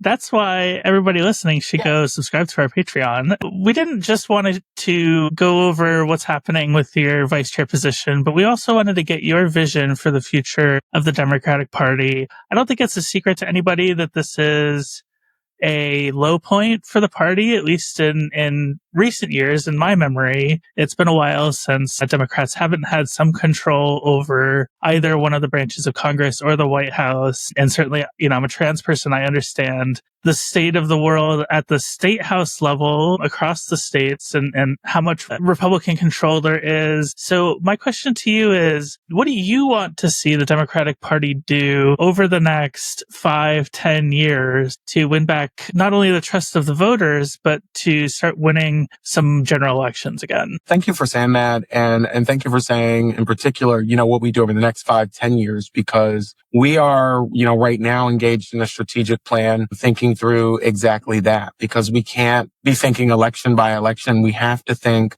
deeper. We have to think more long term. But for me, that work that we do has to be grounded in a mission. And your mission is ultimately what your message is to people, because your message is just reiterating what your mission is. And to me, it's very simple. It's 3 words: make life better. I think that is the whole mission of the Democratic Party. It's the reason I'm a Democrat. And frankly, I think it should be our message to voters that everything we are doing is about how we make life better for folks. I think that we must talk about how we make life better for the American worker.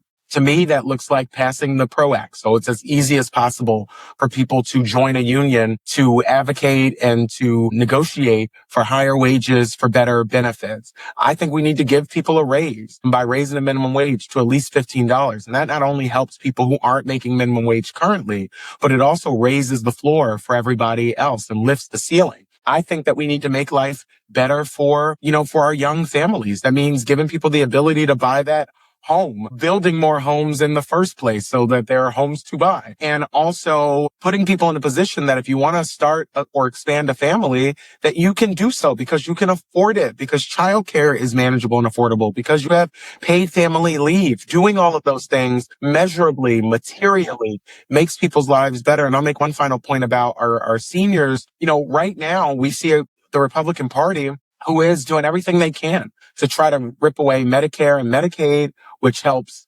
so many children, millions of people across this country. And by the Congressional Budget Office analysis, that's the nonpartisan folks who review bills, as you all know very well, they're saying at least 14 million people will lose healthcare under this Republican budget that they're negotiating. And if they have their way with trying to privatize Social Security, you have a lot of seniors, a lot of disabled folks, a lot of young people who are at real risk. And so it doesn't make their life better to rip away these supports that Democrats have worked to build over the modern era. And it's our job to fight back. But we're not just fighting back because we hate Republicans.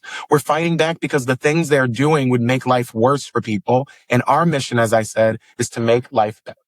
I think that, Kate made a really salient point about, we want to win elections and we want to win back voters. I want to know how bodily autonomy, how trans rights, how abortion rights, how rights for disabled people fit into all of this. Because I have to say, this kind of whether you want to call it machinations or, kind of manufactured drama aside, David Hogg went on Bill Maher the other day, and I about lost my mind when he said that we need to win back young men who want to get laid, when I feel like there are so many rights of people on the line that we are kind of living at the expense of the young men who want to get laid. Like, for instance, how would one get an abortion if one needed one after being with the young man who needed to be laid?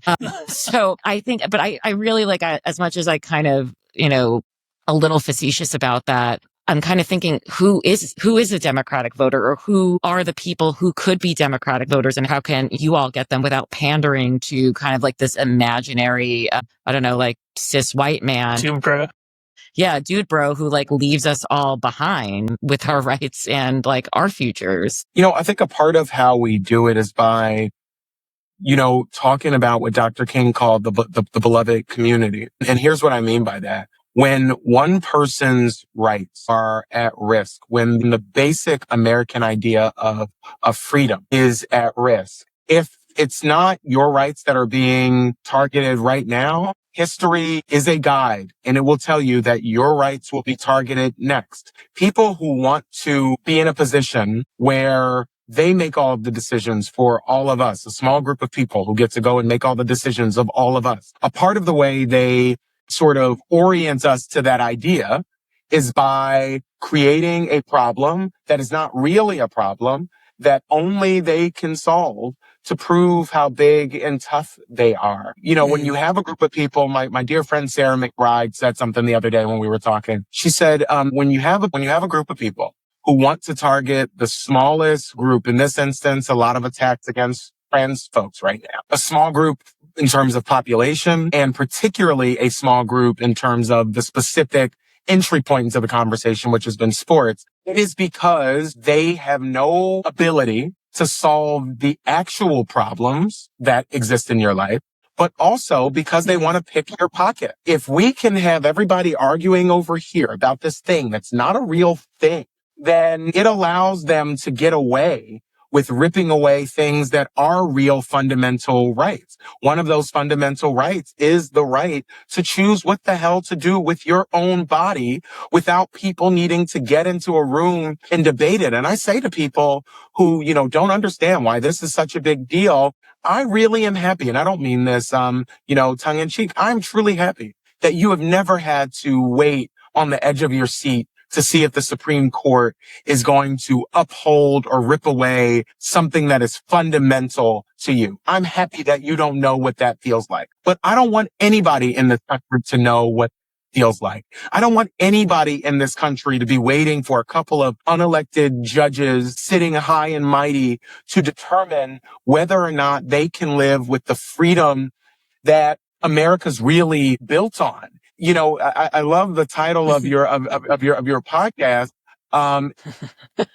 in part because I think as we've had this conversation about cancel culture, a part of what people are bucking up against, right, is this idea that I should be free to say what I think, that the government should not be trying to dictate what I think. I also think the government should be trying to dictate what you say and what you do, and certainly what you do with your body. And so we're in a position right now where people are rhetorically asking, who are the Democrats willing to throw to the quote unquote altar of electability? And I would just ask them, who should we give up? Who is worth throwing away? I want this coalition to be a coalition that includes everybody. And I mean that genuinely. And this idea that we can make life better for folks, we can make life better for everybody without making anybody's life worse. This country is big enough to do that. And we have to have leaders that remind us of that, not leaders who look for the easy target in their mind to try to pick on and bully people to build themselves up. I think enough of that bullshit. I think that is the attitude that you're seeing both within the DNC and then, among Democrats that you interact with who are running for office, like you said, in Pennsylvania every 6 months. I think the best political ad I've seen so far this year is by the new mayor of Omaha, Nebraska. And if you all don't know, Democrats just flipped the mayoral seat in Omaha, Nebraska in a very big upset. I actually wrote about that on my Patreon if our listeners want to read more about that campaign. People really should go read it. And I'm sure you talk about it in the piece, but one of the ads was, and I'm forgetting the name of the current Republican mayor, but the Democrat who won basically put out an ad with her like peeking under a bathroom stall. And it says like, she's worried about bathrooms. I'm worried about fixing potholes. And I love that. And I think it was so effective. And I can tell you that at least for the leadership of the DNC. Ken has been very clear. I've been very clear. Our other folks in our leadership team have been very clear. We're not throwing anybody away. We are a party that's about building the biggest coalition, but that doesn't mean we have to have unanimity of thought. We do have to have unanimity of purpose and being focused on making people's lives better, but we don't have to be the same person. And so to your point of, is that what I hear everywhere? No, I hear Democrats who have, complicated thoughts on a variety of different issues, who don't agree with me on every single thing. And it is not my desire that they do. I do hope, though, that there is no disagreement that every single person in this country ought to be treated with dignity, decency, and respect.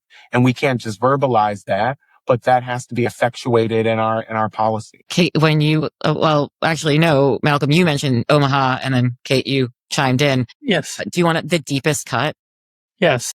From my years of abortion reporting was when Heath Mello, a name I will never forget, ran for the mayor of Omaha, Nebraska, very vocally anti-abortion, and Bernie Sanders supported him because, we needed to have a big tent on abortion, but nothing else, without this recognition that abortion and bodily autonomy is so integral to economic justice, to the ability to plan your future. So to hear that, that's kind of like gone the other way in Omaha, to hear how profound that ad is just really encouraging. And I think a sign that, and I would hope that this would be the case from, whether it's Bernie Sanders or anybody from the left, that we're not sacrificing any one thing, like you said, that we are all in this kind of very broad way entitled to all parts of ourselves, being treated with dignity and respect. I was going to say that ad reminded me a lot of Danica Roem's initial run for the Virginia House of Delegates. My transportation and infrastructure question. Yes, because I remember I interviewed her 4 or 5 times that cycle. And even after she won office,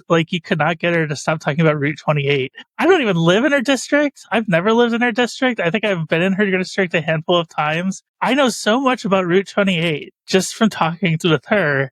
And her opponent tried to attack her on the basis of her identity. And I thought that was such a great, example for how Democrats can talk about trans rights. Cause I think there is a reticence to talk about that. And I appreciate your willingness also, Malcolm, to talk about this. This podcast was founded by 2 trans people. It was me and my original co-host, Oliver Ash Klein, who ran this podcast for a couple of years together before Oliver left and Christine came on board. And it is an honor to just be invited here. Yeah. So we have a larger than average trans listenership, I would say, than your average podcast. We might have the transiest audience of any podcast, although I think gender reveal gives us a run for our money. So we do appreciate your willingness to talk about this with us, because I know that not every Democrat wants to be talking about these issues right now. To me, it's not really complex or hard. I mean, at its core, there are people who want us to believe that the way we make life better for them and the way that, we make this country great is that we have to sacrifice our neighbors, that we have to look at our neighbors with a caustic, suspicious eye. I think that, to me, this is really simple. If government is not making your life better, they ought to leave you the fuck alone. Just leave you the fuck alone. It's not hard for me. And of course, this isn't an issue that I think will connect with every voter, but I know that trans people appreciate hearing it. But what do you say to those who accuse the Democratic Party of not caring for the average American as much as they maybe should? I think that that's wrong. I think that certainly, with a party that's this big, it is very easy to find some influencer online who says they're a Democrat and then ascribe their views to the broader party. It's very easy to find a politician that makes a vote that you don't like and ascribe that to the full, Democratic Party. But what I would say to people is, if you want things to change, you also have to allow things to change. I've only been here 110 days, I think I mentioned. And I mentioned how we have Ken Martin, who, helped lead the party overhaul and reform efforts. I think my election and David's election is a reflection of a Democratic Party that also recognized we need to elect younger people to serve in leadership of our party. And we elected a Latina. We elected a Black woman. We elected a young Black gay man, a woman, an older man, a young white guy. We elected, if you look at our party leadership, it reflects the country. And I think a part of what that means is that, certainly we're going to reflect some of the debates that people are having.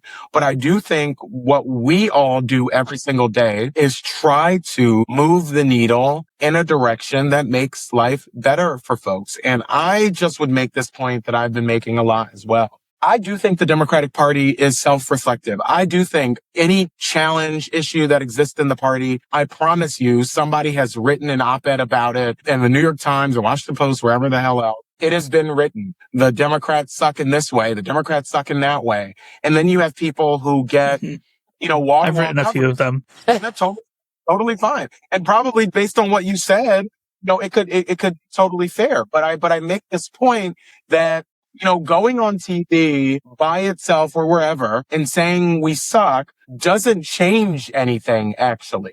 But in this media environment, I think there is a real incentive to go and crap on Democrats. I mean, I think beyond baseball, I think the American pastime is like crapping on Democrats. And we get involved in it as well, when I think we ought to stand up for ourselves. I mean, as we're having this conversation, the U.S. credit rating was just downgraded for the first time in whatever. And it has barely been discussed. The Democrats, the last 4 years, led the single strongest recovery out of COVID of any country in the world. And people want us to somehow apologize for that. I made this point when I was running for DNC vice chair. I'm not going to spend 4 years apologizing for being a Democrat. Yes, we have our crap, but I am not spending all day, engaging in the same sort of iteration of, kick down on the Democrats. I don't think it helps us address the real issues we have. And frankly, some of the arguments I think aren't fair. You mentioned the media and the media environment facing Democrats right now. And I am first and foremost a media critic. And I think there's a lot of issues with how politics are being covered these days. How are you as the Democratic Party countering this media environment that we're in right now that seems to let Donald Trump off the hook for everything while also bashing Democrats? You know what? I think part of it is you go everywhere, right? You don't abandon these spaces no matter how unfair, I think the coverage is. I mean, I was literally on Fox News yesterday. Mainly, they wanted to talk about the internal Democratic, machinations, but I obviously used that opportunity to talk about the fact that in the middle of the night, Republicans are ripping away healthcare to pass on that money to billionaires to try to make sure there's some people who, know that. And literally while I'm sitting here talking to you, I have some incredible fans that are calling me, cunts and other beautiful language. I'm getting the alert here. I get not the reclaimed kind. No, not the reclaimed kind. I get some beautiful, messages, some that I've posted on my social media. Our Instagram comments. Yeah, you should see our Instagram right now. But anyway, all that to make the point that, you go everywhere. That's the first thing. But the second thing is to recognize that legacy media is not how the voters who we need to reach are necessarily getting their news in the first place. And so we have to go to where they are and communicate in the ways that they want to communicate and reach them in ways that make sense to and for them. And so when I talked about some of the boring things that we're doing on the back end, we are building out the infrastructure and hiring, I think, some top tier talent to help us take our message everywhere. I mean, we are working to ensure that every single day, we are arming people with the truth and facts to rebut what Donald Trump is doing. We set up the People's Cabinet to have experts who can respond to the craziness that comes out of this administration with facts. We're doing a daily response now to the press secretary's press briefing. We invested $1 million a month into state parties so that state parties have the resources to do year-round organizing. So when we talk to people, the first conversation we're having is not vote for this candidate, but is to ask them, hey, what can we be doing to make your life better? So that is what I think we need to do as a party. Organize year round. Take no election for granted. Reach people wherever they are. And yes, engage with the legacy media that I often think is not fair, but also engage with people directly where they are on the platforms that they enjoy. Malcolm, thank you so much for joining us today. How can our listeners keep up with your work and continue to follow you after this? So you can follow me at Malcolm Kenyatta wherever. 2 L's in Malcolm, by the way, 2 T's in Kenyatta. Okay. All right. Thank you very much. Thank you. Thank you. Thanks for having me. Let's welcome Ken Klippenstein, an independent journalist with a newsletter of the same name. Hi, Ken. Hey, guys. Hey, thanks for having me. Hey, Ken. Thanks for coming on the show. I've been a fan of yours for a long time. And honestly, your appearance on the show is long overdue. But we wanted to talk to you specifically about the Jeffrey Epstein scandal that the Trump administration is going through right now. You've been sort of tweeting, skeeting up a storm about this, but why has this turned into such a story? Yeah, so the way it's being cast by the major media is that the entirety of this case is a mega conspiracy theory. And now the bill has come due on the part of the Trump administration to deliver on a lot of the findings that they said that they were going to have, both Pam Bondi and Trump during the campaign in 2024, saying, agreeing that he's going to look into these things and find whatever it is they're looking for. What I disagree with about that account or the portrayal of what's happened is that it's not just conspiracy theory. Now, no question, there's all kinds of bizarre conspiracy theories about it. We were mentioning off camera about my favorite one being that there's an Epstein body double running around and he's still alive. So no question, there's all sorts of bizarre things that are not real. And you had Trump going around saying he's the guy that never dies. So that just adds to it. Yeah, exactly. It's like everything he says is the worst possible thing from the perspective of wanting this to go away, which could create a conspiracy theory in itself. But before we go down that road, what we do know, based on the review that Attorney General Pam Bondi released just a couple weeks ago that really touched off all of this, which was supposed to be the culmination of this months-long investigation that they were hyping up with their supporters, including with the ill-fated press exercise where they had all these conservative influencers holding binders that were supposed to contain all this declassified information that they called phase 1. And of course, you're going to say, okay, well, what's phase 2? What's phase 3? And then the second one, they're just like, okay, that's it. There's nothing else to see here. Go home. It's like Fire Festival. It's like, this wasn't what we thought. You know what I mean?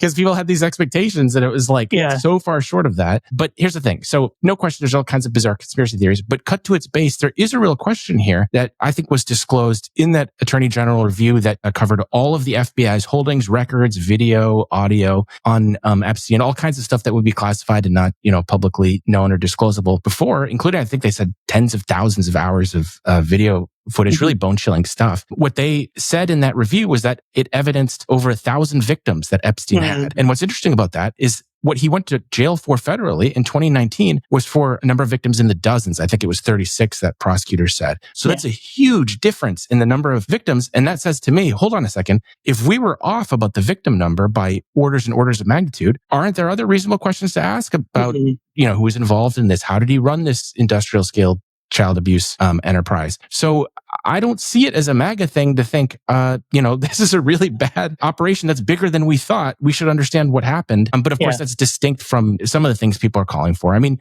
I've always laughed at the attempts to try to turn this into a partisan thing because neither party comes out looking good here. No. There are really bad people that were friends with Epstein, good friends with Epstein for years. So I don't see this as a partisan issue at all. Yeah, I have a sort of makeshift list here of people who have been, I think, confirmed to have flown on his private jet, right? And I want to be clear, we're not accusing anybody of anything. Like, we don't know anything here more than what has been disclosed in public through journalistic outlets and through the court, disclosures that we've had. Donald Trump flew on his private jet 8 times, Bill Clinton 17 times. Naomi Campbell, the model, flew several times. Prince Andrew is one that I think has the most serious allegations associated with Epstein. Kevin Spacey, the actor Chris Tucker, violinist Itzhak Perlman, Bill Gates, of Microsoft fame, former astronaut and Senator John Glenn, former Senate Majority Leader George Mitchell. And these were all just people who his pilot disclosed during the Ghislaine Maxwell trial. Maxwell was like an associate of Epstein's, who they had sort of an undefined relationship with each other, but she was convicted and sentenced for 20 years in prison for her involvement in a sex trafficking ring. But this was, came from testimony from the private jet's pilot. And he said he never witnessed any sex acts with underage victims. Is that just him saving his own hide? We don't know. We do know that there's logs where there's undisclosed female passengers who are not named. So it does feel to me a lot like where there's smoke, there's fire situation. What are your thoughts on that? Yeah, it's a difficult set of circumstances here because that victim count that I just mentioned, and you can go online, this isn't like my paraphrasing it literally says over 1,000 victims. And again, that's hundreds and hundreds more than the 36 or so they alleged and for which he initially went to jail. So you look at that and you think, okay, either this guy is like Dr. Manhattan and able to be in multiple places at once and just, just crazy efficient in these horrible things he's doing, or there were other people involved. Now, at the same time, just from what I've read about him, he sounds like, a very vain person who likes to be a collector of famous people and have them around him. So at the same time, it's not fair to just say, okay, there was some association with him. I mean, Noam Chomsky had some interaction with him. Yeah. So clearly, it's not like every single person who's interacted with him or socialized with him was involved in these things. But at the same time, I don't think it's unreasonable for people to ask, okay, do we know that there aren't more abusers involved here? And how do we know that they face justice so they don't go on continuing abusing people? So this whole thing is treated as a sort of QAnon type conspiracy theory, and it definitely has elements of that. But at the same time, I don't see why this couldn't fit into like Me Too or something, because this is like abuse of underage people or, however they define victims. I think it's a mistake to see an issue like this to the right and not to say, hey, any reasonable person can look at this and say, I hope that people are facing consequences for this so it doesn't happen again. When and how do you think it became a political story, a story about politics? Well, certainly during 2024, when conservative influencers were running on this, and something I've always laughed at is the very selective, almost like you're a horse wearing blinders attempts on the part of partisan grifters or influencers, however you want to call them, just saying like, okay, he did this or he was friends with this guy. It's like, okay, I don't know that you want to go down that road, because if you take those blinders off, you're going to see he was friends with your side too, I mean, this guy was friends with anyone who was rich and powerful. It seemed like he was happy to cavort with. So, but in any case, they looked at it selectively. And as you said, he had, close relationship with Bill Clinton. Well, I'm sure other powerful Democrats, because he would just hang out with anyone who had money, and he was a tax guy. His claim was that, I'm going to help you save money on your taxes. So I meet a lot of people on that basis. So again, I don't want to say like anyone who's interacted with him. I'm not saying that equals that they were part of this or even knowledgeable about it. But again, that number, over 1,000 victims. And then the fact that he was also working with Ghislaine Maxwell to procure these girls suggests that this wasn't just an individual leading a double life and he himself keeps it a secret from everyone. Clearly, he had brought other people in, or at least in Maxwell's case, someone in to help him. So the question is, how big was that circle? Did they go and find a third person? Did they go and find more people? I don't think that's unreasonable to ask. Yeah, when we were researching this for this episode, it really seems like a lot of the more politically powerful people in his life sort of cut ties with him around the time when the local police in Palm Beach County, Florida, started poking around into his private life. Like, that's when he was falling out with Trump. Like, Clinton didn't really have interactions with him after that, from what I could find. And it really seemed like people understood that there was something happening. And as soon as there was a whiff of official investigation, they kind of scattered like cockroaches, so to speak. But I remember I first came into contact with this story as a journalist when I was working at Vox in 2019. There was the Miami Herald investigative report that was written by Julie Brown and a couple other people that really broke this story open. And I was on the politics team at Vox at the time. And I remember that Trump's former labor secretary, Alex Acosta, got caught up in that because he was one of the federal attorneys that worked on that like really soft plea deal that he got in, I think 2006 or 7, where he was accused of sexually assaulting basically several teenage girls. And he served 13 months in prison, was released early, and did a year of house arrest where he could still like travel all over the world as long as he returned within 24 hours. So this story has been around for a long time and then has been associated with Trump for a long time. What is with Trump's sort of change of tune on this? Because when he was running for office, he was like, yeah, we want to release this. And now all of a sudden he's acting super weird and kind of making shit up, as far as I'm concerned. So I went back and I looked at his interviews because I wanted to answer this exact question. But why the 180? And I realized when you watch those interviews, it's right to say that he agreed or gave some indication that they were going to look at it, but he didn't seem comfortable with it at all. If you go back and just qualitatively, don't just look at the text of the quote, look at the interviews. He's like shifting around and he's like, yeah, we'll look into it. And it was like clear that he didn't want to talk about it just from his body language. I encourage people to go and actually watch the interviews. So on paper, I do think that constitutes some kind of, like you vote for me. That's going to be one of my concessions to you is we'll take a look at that. But he definitely wasn't excited about it. And his unease now, it's definitely more intense, but it's not different in, I don't think, category than how he was before. There were like 2 or 3 interviewers asking about this, and I'm sure he's happy to, scoop up these voters if there's anyone for whom this is a salient enough issue to vote, which I'm skeptical of in the first place. But in any case, he didn't say no. But again, he was uneasy with it. And it's very uncharacteristic if you watch those interviews, because usually he's like the elephant in the room, or he's a bull in a china shop. Like he's not afraid to say bizarre or offensive, and all of a sudden he's kind of like this triangulating like consultant Democrat or something, where he's like dissembling and he's like, we'll look at it. His eyes are darting around. It's like very unlike him. He's like usually so unapologetic. Well, if this, dovetails with the QAnon conspiracy theories that, as Kate explained it to me, that there's a pedophile ring running the show in this country. I mean, that's what they say. Wayfair is delivering kids instead of Jesus to the sofas. Well, then, I mean, this list, if it does implicate Trump, then he's part of that instead of, I guess, not part of it, as I guess opposition to it. Yeah, I always found it bizarre that the Trump base ended up pursuing this issue because, it was not going to turn out well for them. And I don't know if it was just studied ignorance or what, because Trump was interviewed by New York Daily News in the mid 2000s, and he's on record. You can find this. Yeah, this was an anonymous quote. I'll put it in the show notes.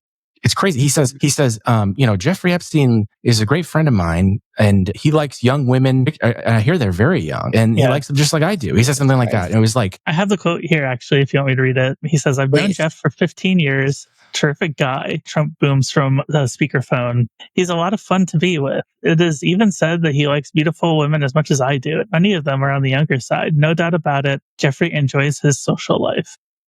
So that's disgusting. Right. It's horrifying. That is why I feel like the major media's way of handling this story and just sort of laughing at it as like the flat earth thing is a mistake. And honestly, I kind of empathize with even some of the crazies who make up these exaggerated theories about it, because cut to its base, I think that the whole phenomenon that we're seeing is this sense of alienation from powerful people, in the sense that there's a different set of rules for them. And I don't see how you look at this case factually and don't come to that conclusion. Yeah. I mean, he, like you said, he got off with house arrest the first time. They had to be dragged kicking and screaming to file federal charges against him, but largely because of the embarrassment from that reporter, Julie Brown, that you mentioned earlier, covering this stuff in detail. And the reason for that, as I understand it, was because he was able to hire very high-powered lawyers. He had basically a private PI army that was reportedly going around and following the FBI while they were investigating it and harassing them and going through their trash, trying to find things that they could use against them to say that, they're not credible or whatever. So I think at its base, if you kind of zoom out and don't get too worried about all these crazy specific theories, that general sense that this is like elite power run amok. And the other thing is, prior to his going to jail, people might say, oh, well, how are they supposed to know? But you have quotes like Donald Trump's that you just read. Yeah. It was clearly a part of his shtick that he's hanging out with these young women. And so I think a reasonable conclusion, completely based on the facts, is to look at this and say, clearly high society has some level of tolerance for whatever Trump was describing there. Mm-hmm. And that's creepy. And I think people are right to be disturbed. Yeah, it's almost like a accidental class analysis from MAGA, which sounds really bizarre to say. No, I agree. Because they just do not care about doing a class analysis as any part of their politics, except for this one thing. Like, they truly, a lot of them, especially the QAnon people, truly believe that, there was a basement for pedophiles at, Comet Pizza in DC. And actually, Christine, you have a Comet pizza story, right? Yeah, I was there with a couple mutual friends of ours the day of. I think The day of the shooting. The day of the shooting, and we kept extending because one of our friends brought her 2 kids and they were playing ping pong in the back. So we just ordered another round of beers and had a really good afternoon. And then finally they went to go catch the bus, if I recall correctly. And so they left and I went next door to the bookstore Politics and Prose to pick up a book that I had on hold. My spouse picked me up. We heard sirens. I remember that as we were leaving. And I mean, that's not unusual. We live in a city. There's plenty of firehouses and hospitals and things like that. Went home and then saw this story start to emerge on Twitter, the one thing we dead name on this show. So started seeing all of these tweets and I realized, holy shit, I literally left 10 minutes before this guy walked in with a huge gun looking for a basement that doesn't exist in a pizza parlor where there were a significant number of kids just being kids playing ping pong while their parents watch them. And so I get really mad and I get really upset by these conspiracy theories because they do have real world impact. And I think that's why I've kind of steered away from the Epstein story. I don't want to mitigate, the horrificness of what he did, especially to young women and sex trafficking. But there are so many conspiracy theories that have flourished in its wake that it's just something that I've wanted to distance myself from. Yeah, I remember the first time you told me that story. And I mean, you're so lucky. I know. And we're supposed to be glad that he shot, I guess, just at the door and not at people. But you don't know. You don't know. And that, of course, is the Pizzagate conspiracy theory, which has been propagated by a bunch of Trump team people or sycophants, at least. That is a very common conspiracy theory on the right. So Ken, I guess my question to you is, for people who are just kind of watching all of this stuff happen, or maybe they have relatives who have gone down these conspiracy theory pipelines, how can people differentiate between the very real feeling of where there's smoke, there's fire on the Epstein stuff versus the clearly fantastical false conspiracy theory of Pizzagate or QAnon? How do we discuss this in public conversations? Yeah, I think the story has to be recognized as one that has different strains. I see people on the left that are concerned about it, and I see a strain, like I said before, of Me Too and this, which is, elite illegality and being able to get away with things and cultural norms. So there's that in it. There's the Pizzagate lineage too, clearly. There's a national security story in it because it's about the FBI and its secrecy. How do they have all these holdings and this hasn't been made public, as the Trump administration lies and says we can't, even though the Attorney General has, broad authority to basically declassify or release a lot of these things. So there's different, I think you have to recognize that it doesn't really fit. I don't think it fits neatly into a category. And then once you recognize that, then you can start to look at, I would encourage people just to look at the review and say, you don't have to know anything else. The facts are bad enough. The basic facts of there being over 1,000 victims that they were able to substantiate. You don't even have to go into all this other stuff to see that and realize, okay, there should be a serious look at what that all entailed, what the failures were, how you prevent that from happening again. And to your point, I guess being an investigative reporter, you learn how often you can find associations with things that don't necessarily pan out over the course of an investigation, where you see something that's weird, and then you pursue it and you realize, oh, okay, it was just a coincidence. So it's kind of a tough situation because I want to affirm people's sense that there's more here than they're being told. But just like I said before, how do you tease out from this the man's, what was the word I used before? The man's vanity in wanting to just be around. I mean, we all probably have friends that when I lived in Washington, it's they really like to be around a senator or around important people or whatever. That's a certain personality type, right? When you're in DC is, what do you do for a living? Who do you work for? And that's a personality. Right. Yeah, exactly. So it's not this one-to-one of just because he knew all these, yes, that's very unusual. And it probably speaks to some kind of personality issue that Epstein had. But you can't just assume from that that's a one-to-one of that. I mean, I mentioned Noam Chomsky before. I don't think he should have been friends with him, but at the same time, I also don't think he's going around on the plane or whatever. So it's you can't just eyeball this sort of a thing. You've got to really look at it. And when you really look at it, what you find is a story, I think, that's much more complicated and probably subtle than people want to accept. And that's been my experience with investigative reporting generally. When I started out and when I was younger, it was always where am I going to find the smoking gun? And very often there isn't one.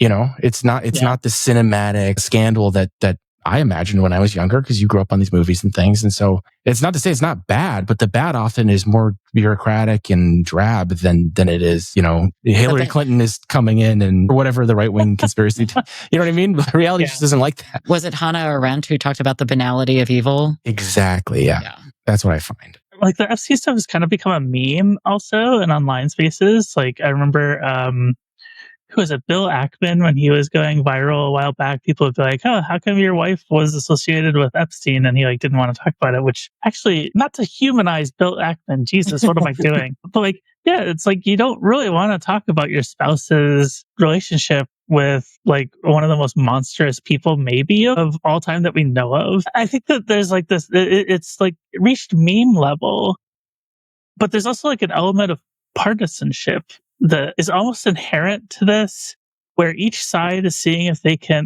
probe and they jab and they see if there's a way that they can leverage this for partisan gain. You even see that with Trump, with him trying to make this go away. He's saying, "Oh, all the Epstein stuff was all Obama, or Biden wrote it, or Comey wrote it." And they fired James Comey's daughter, apparently, and she was the lead prosecutor on the Maxwell case and the P. Diddy case that was just decided.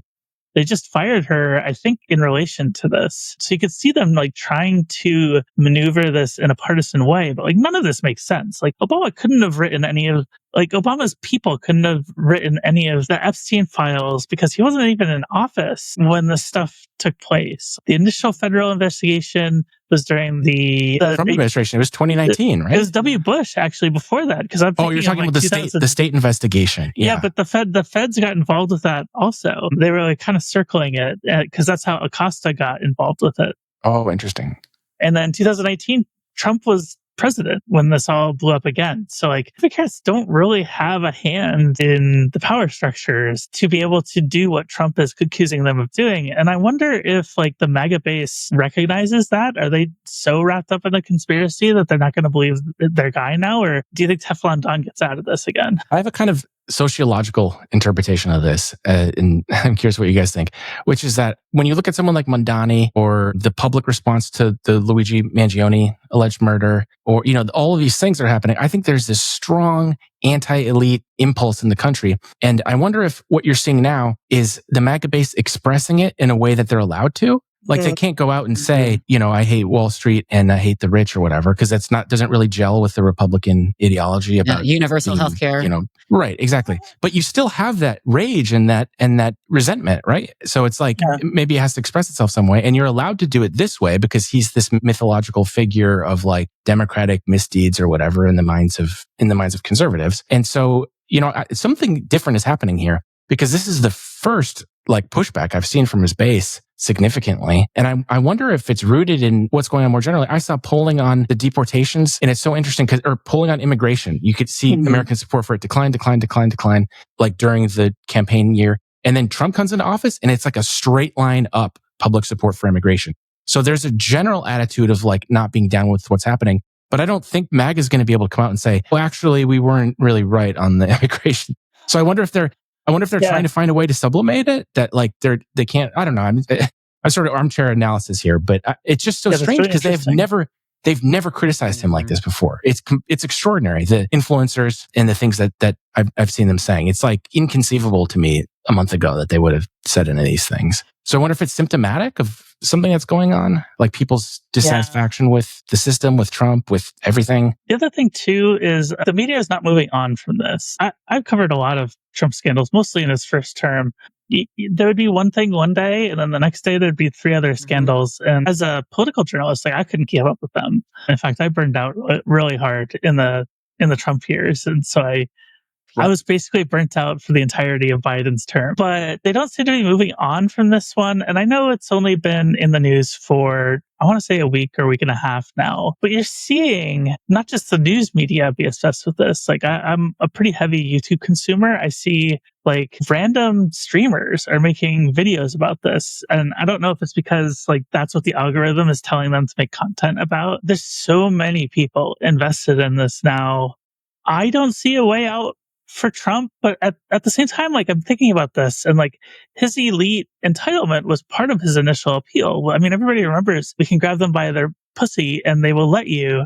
And that was like fundamentally a declaration of elite power that the mega base admired him for. So I'm sitting here thinking, well, why is this any different then? I think your theory that this is their way of expressing frustration with sort of the status and privilege of elites is a smart one that I think I hadn't really considered before. Christine, what do you think? I think also because this involves children, that it gives them cover that they didn't have before. Grab them by the pussy. I would imagine that was said about adults, like it was locker room talk, right? And I think that a lot of MAGA, having been around them at like the Value Voter Summit and at CPAC, really see themselves as saviors, and specifically as white saviors that are going to save society. You know, there was that movie where the guy goes down somewhere where there's sex trafficking and he saves all the kids, but the movie is actually not based in reality, but it did like numbers at the box office, numbers. So I think there's that element of it, but I think Sound of Freedom. Yes, The Sound of Freedom. Yeah. Yeah. So I think there's that element of it. What makes me sad though is that this is the same party that also denies, you know, childcare, daycare. I'm trying to think all the things that you need to raise a child, anything systemic that would help families. Yeah, the education department. And so it feels really disingenuous for them to want to save kids or want to repopulate in the kind of pronatalism vein that they're going in when they don't have those values and are not applying them to our society. I also find it to be a second victimization of victims, survivors, because now they're seeing all of this being wielded for politics, whether I was just placing a lot of blame on Republicans, on MAGA, but Democrats too, because they want Trump brought down any way possible.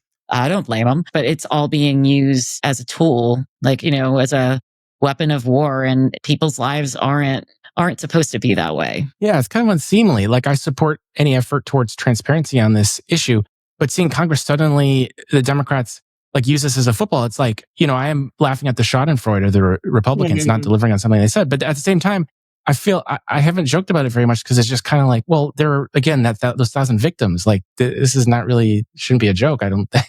So that makes me a little bit uncomfortable. But to your point, Caitlin, about the inconsistency of, you know, Trump and what he said about women and the views here, I mean, it's always been a contradictory movement. If you look at the demographics of the vote, this last election, he won, you know, lower working class whites who I would guess if you polled them, thought that he was going to do something about the economy. And then Trump is a billionaire, and it's like, it's never fit. It's always been like, I'm a man of the people, but I'm also a scion of some real estate. It's like, so to me, it's like, you're right that that's contradictory, but that's just part and parcel of that seems like the ticket to get in to the movement is you have to be okay with that, right? Well, it's like all of the primarily white women who voted to codify Roe v. Wade in the States after his Supreme Court overturned it. Those were some of the same states that went for Trump. Yeah. How do you not make the connection between this fundamental right that was taken away from you and in the same election cycle, gonna vote for Trump same day? Gonna go vote for Trump now. Yeah. How do you see this playing out? Like, we spent a lot of time talking about our theories about the base and all of that, but like, who goes first? Is it Dan Bongino, Pam Bondi, or Trump? Like, I feel like it's not going to be Trump, right? Like, he'll find a way probably to get out of this, but like, how do you see it playing out? I am heartened by what Congress is doing. I mean, you have bipartisan legislation introduced by Thomas Massey, a Republican, and then a Democrat, Ro Khanna, in the House, and they're saying they have the votes to actually pass it and force a vote on this question. So that will be very interesting to see how it plays out, because it's not just Trump's fat in the fire. You saw Speaker Johnson saying Trump needs to disclose more, or whatever it was he said. I mean, this is really extraordinary. Yeah. It's basically the entire party. So, I mean, you know, you have the question of Congress and what they're going to be able to force out. You have Trump saying yesterday that he thinks Pam Bondi should release whatever it is she can release. And then after that, saying that he's considering appointing a special prosecutor to look at the case. So what all of that says to me, regardless of how each individual proposal pans out, is that he's clearly feeling the heat and he has to give his base some kind of a concession. to get them off his back. So the question is, what will the concession be? And at least in the short term, I find it unlikely that someone like Bongino, if it's true that he's really lobbying for more disclosure, is going to get fired, given the pressure that Trump is under right now. How does this impact the wider political question, right? We've spent so much time talking about the specifics of this particular scandal, but do you think this gives an opportunity for Republicans who've been looking for a way to put daylight between themselves and Trump, an opportunity to really start at least turning the screws or start breaking from Trump? Do you think this is a way that they can break that lockstep, or do you think they'll just kind of continue to go along with what he wants? Your impression, what you said at first, was exactly what my sense of this was, which is, wow, the spell's broken. At the very least, that's not to say that he's not going to sit in the White House or even necessarily have a majority in Congress for all 4 years. But clearly, his influence over his base is finite. And we didn't really know that before this because it was just this blizzard of executive orders, including things that were unpopular. I'll give you an example. The notion that you're going to end birthright citizenship, that's a very unpopular position. And they've done polling on this, including on the part of the Republican Party. I think it's still a majority of the Republican Party opposes that. Mm-hmm. They've polled them on questions like, should he ignore the Supreme Court? Majority opposes that. But you didn't see it articulated. Like they would express that if you interviewed them in the form of these polls. What this shows us is they're willing to articulate that now. And I don't think that you can put Pandora back in its box once they've done that, because there's a whole influencer economy around what am I able to say? And if you can see that guys like Charlie Kirk are looking around, getting a vibe of the room. They're like, well, it looks like the audience will let me criticize him now, so maybe I'll do this. So I think it's very unlikely that this is just going to go back to day one. I think it's bigger than the Epstein thing. This is about Trump's base and the mood of the country and what they think about Trump generally. I would say what I read the Epstein scandal like this month to mean is that the honeymoon is over. That first few months that a president has where they're given the benefit of the doubt on a number of things by independents in the country, I think that's very clearly done. Ken, where can our audience find you? I run a Substack called kenklippenstein.com, and I think that's the only Ken Klippenstein out there. So hopefully it'll be the first hit, and you can find my reporting and updates on there. Great. Thank you so much. Yeah, Ken, thank you. Thanks so much for coming on the show, and welcome to the Cancel Me Daddy family. My pleasure, ladies. Thank you. Joining us on the pod today is Sandy Allen, a freelance journalist and author of A Kind of Miraculous Paradise. A true story of schizophrenia? Yeah, thanks so much. Thanks so much for having me, both of you. I'm really honored to be here on one of my favorite shows about cancellation. We have a very important cancellation to make today, and that would be the New York Times, which I think is the most repeated cancellation that we make on this show. It's like every 6 months they do something that makes us mad and we do another episode about them. The Cancel Me Daddy record holder. Yeah, it's like the Steve Martin's SNL host, record. Yeah. Wait, is the New York Times in the Five Timers Club? I mean, it seems like basically, right? The fifth time. You all should be counting, but yeah. We're gonna check that and add that to the show notes. They've deserved it regardless. So, for those who might not be familiar, basically, the New York Times is at it again when it comes to their coverage of trans people. But basically, what happened this week is the Supreme Court made a ruling where they upheld a Tennessee law that bans gender-affirming care for youth, and cited in that conservative decision was our good friends at the New York Times. I say that facetiously. They are not good friends of mine. And they were quoted throughout. Like, the conservatives really leaned on the coverage from the New York Times to make the argument that trans kids deserve to have their healthcare taken away. And what I really want to focus on today is the New York Times new podcast that they just put out about youth gender care called The Protocol. And Sandy, you have a personal relationship actually with one of the producers on that show. Is that right? Well, I know the host, Azine Qureshi. She and I were colleagues at BuzzFeed News, along with her editor there, and then at the Times, Virginia Hughes. Those two did engage my desk sometimes because they were working on science stories that could get longer. And I didn't work on her stories about trans kids. I remember that kind of being in her ether as a reporter back then. But I was like closeted and not out at all. And I think I wouldn't have gone out of my way to be like, oh, put me on that one, right? Like, I think if anything, I was a little bit like, cool, you take that. I'm someone who studies psychiatric history as a journalist. Like, that's kind of my beat. And I know enough about eugenics that I started watching that stuff and was like, this is bad. And I've known I'm trans my whole life. So it was that era, 2016, I started coming out. And then I don't remember exactly when I started noticing some of my former colleagues' names would be those names that trans people, especially very online media types, spoke with a real venom. And I had obviously noticed some of the coverage. It had started to bother me as an individual through the years, but candidly, like, the Times' mental health coverage is so offensive to me in general that I had stopped paying for it. And I have the New York Times like blocked. Like, I truly find it to be a very annoying presence in our culture, just as a mental health reporter, almost independent of the trans stuff entirely. Yeah. But the trans stuff, so to say it that way, like, it's a little bit flip, but like, it's an expression to me of that bigger error that they make in terms of like their coverage on mental health. Who do they center? Who matters? Who doesn't matter? What kinds of people get given those jobs, to decide what kinds of stories get run.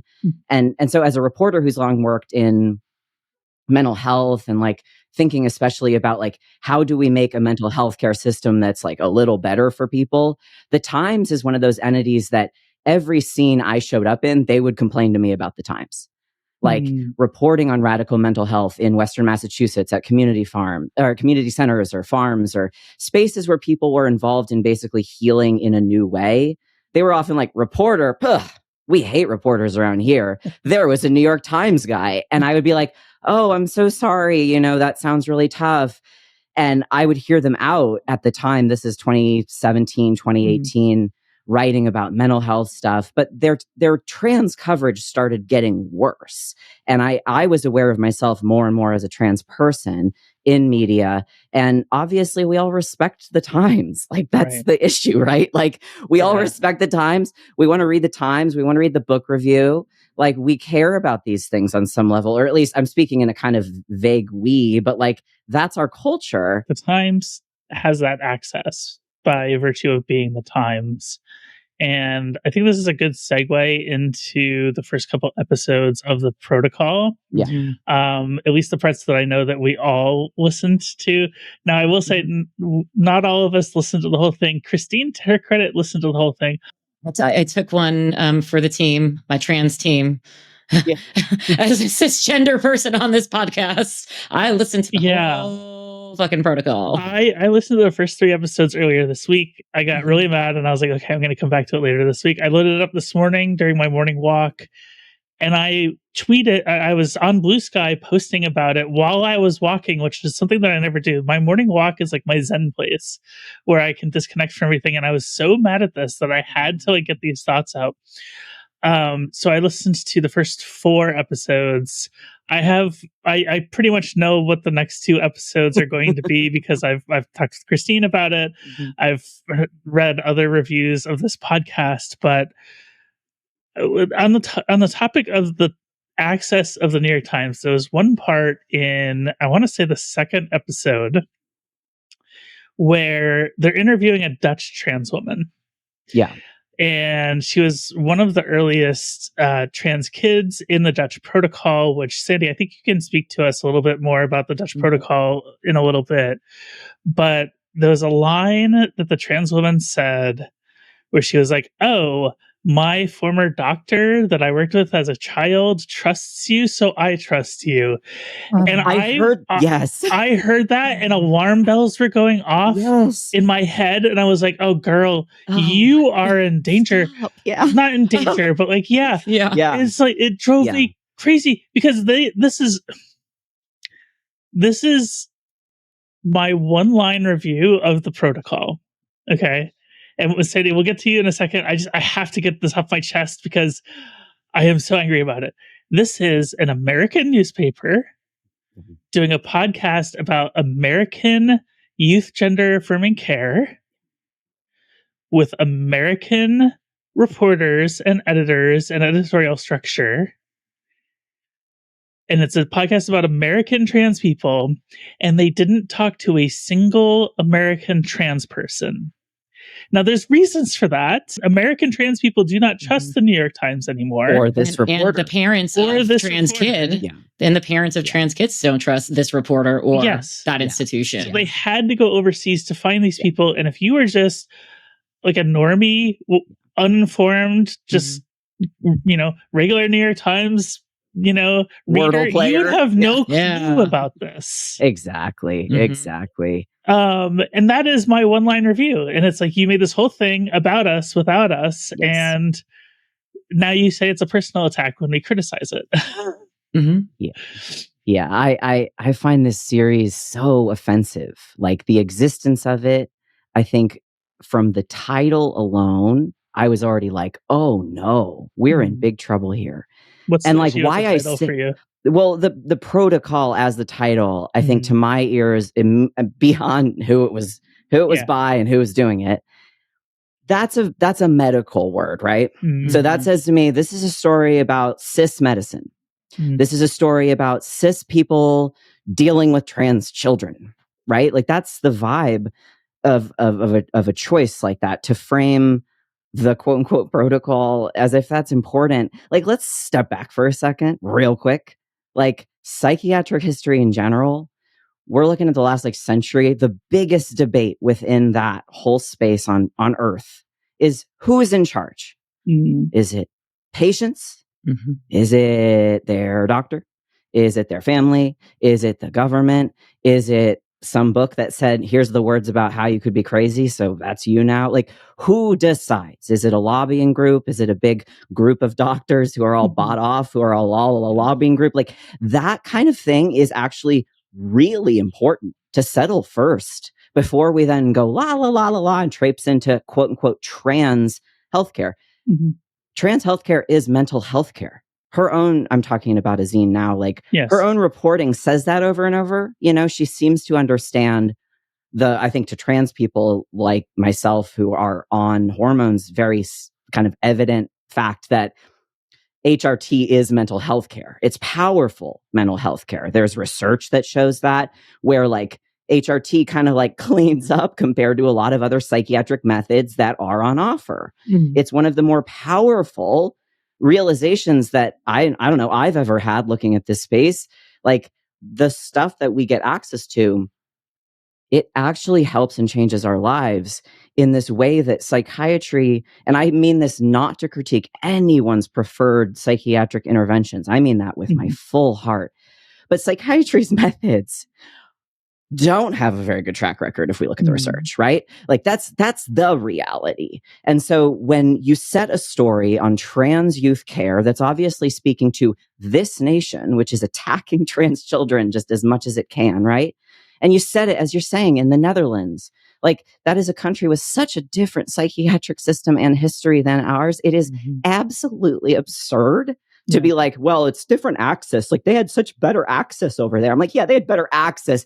They also had socialized medicine. Let's start there. It's like when conservatives like to say that you can get an abortion in Europe, anywhere, right? Because of socialized medicine. And actually getting an abortion in different countries in Europe can be quite difficult or impossible. Right. We like to make assumptions about exactly. So, I mean, in general, the Netherlands, I'm a psychiatric reporter. I get my brain comes up with excuses to travel to the Netherlands all the time. It is the place on earth where a lot of, and I'm talking really disparate movements, radical mental health wise, have emerged hardest and first. And there's reasons why. I've looked at reasons why. So I'll name an example real quick that's not trans stuff, just because I'm trying to situate this reporting within psychiatric history. As this podcast hopefully makes very clear, our healthcare is very gatekept. We have to prove that we are sane enough to get HRT, right? Like, or surgery. You have to go. Honestly, that was the biggest takeaway that I got from this. Like, just the realization of what trans people have to go through to convince. And this is where it's depressing. Yeah. Like, what, and maybe you're referring to stuff that comes from later in the series, but like, even just because I only made it like 2.5 episodes through before I tapped out with rage. Like, I just, for my own quote unquote mental health, I cannot go on. Can you tell us what particularly enraged you? Weren't missing anything. I really lost it at that point where they were doing that shit that's like, oh, but the girls, oh, little girls want top surgery. There were disproportionate numbers of girls. Oh, and I'm like, fuck all the way off from my trans mask fucking heart. Like, this is personal. And let's think for 2 fucking seconds. You allowed more trans kids to have healthcare.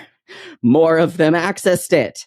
And you noticed a disturbing trend of there used to be more boys and now there is more girls. And I'm like, well, I wonder if there could be something in play here, like, I don't know, socialization and the fact that some groups are allowed to be more assertive and others aren't. Like, to me, there's such a natural explanation for that.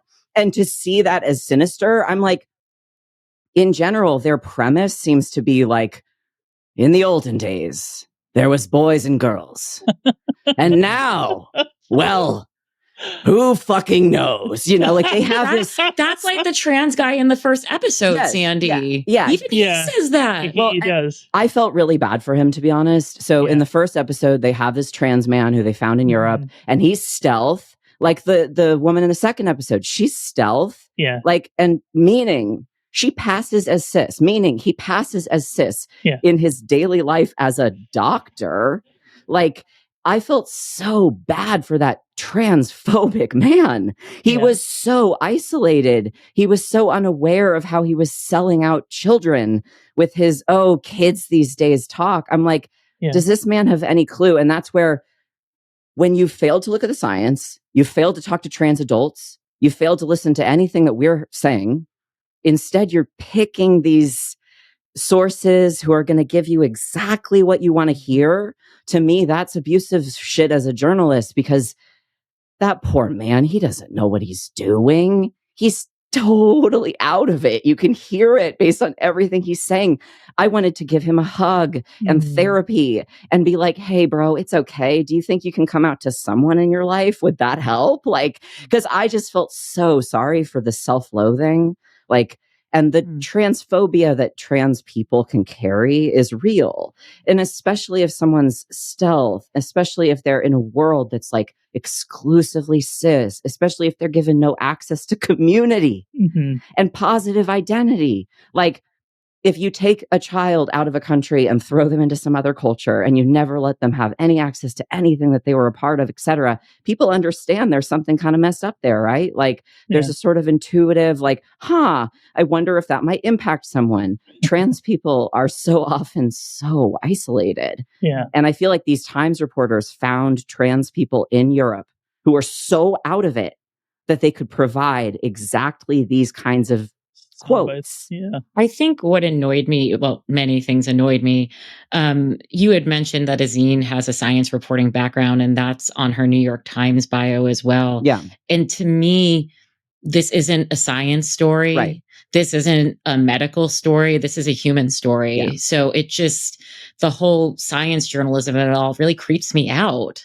I think that's why I like to step back and talk about something like, so what I was going to say, in Europe in the 80s, we had the emergence of the Hearing Voices movement, which is the biggest psychiatric patient civil rights movement on earth. It's been around for 40 years now.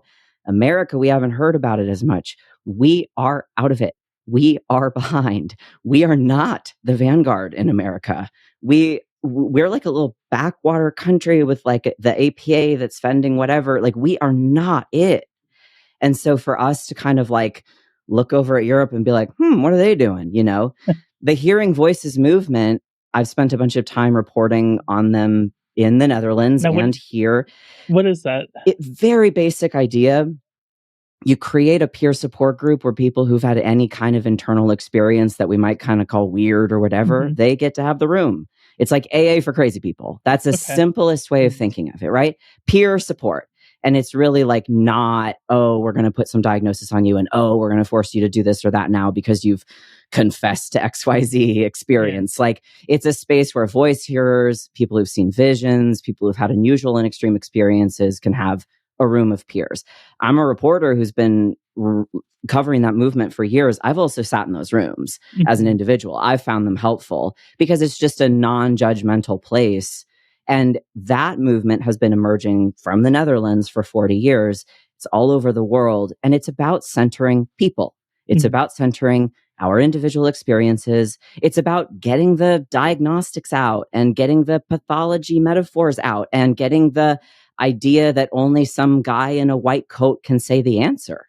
Because I think that if the answer actually emerges from within an individual, and I think with trans people, that's what we're talking about, right? Yeah. Like I showed up on Earth said that box. And I said, actually, and right. And so we have this other experience as trans people. We're asserting something else that isn't exactly what we were handed by the medical system, by our society. That question again of like, who's in charge? When I've gone to the World Hearing Voices Congresses, where it's all the international voice hearers and they're professional allies, and it's a very specific scene, but I mean, those conferences, to your point, Christine, they're not about medicine. They're about human rights. Everyone is talking about the WHO and the UN and the, various statements on the rights of disabled people or whatever. Like that is what people are into. It is a conversation about how do we move away from this idea that the normals get to assign pathology to the abnormals and towards something that, is more humane and then helps. Like, I think that there's this question, like, how do we actually help people? Yeah. Like, it's so lost in all this blather, Yeah, I think that ties in nicely with like their third episode, the one that made you rage quit. Also episode 4. Also episode 4, which was... It only looked like it was getting worse. Let's do 3. Let's do 3. Episode 3 first. Episode 3 was straightforwardly pitting two cis women against each other. Like that was the format of the episode. So they took Laura Edwards Leeper, who was a very early a practitioner of gender affirming care for kids in the US, pitted her against Joe Kennedy Olson, who has really driven the American approach to gender affirming care for kids to be something that is more open to the idea of like self-determination for trans kids, really like trying to get parents on board with supporting a divergent gender identity from maybe, being cis. Although I will say there's this misnomer in the United States about gender affirming care, the term gender affirming care, because it's been misrepresented so often in the press to mean you must accept this trans kid's identity immediately with no question, and they march right in and transition.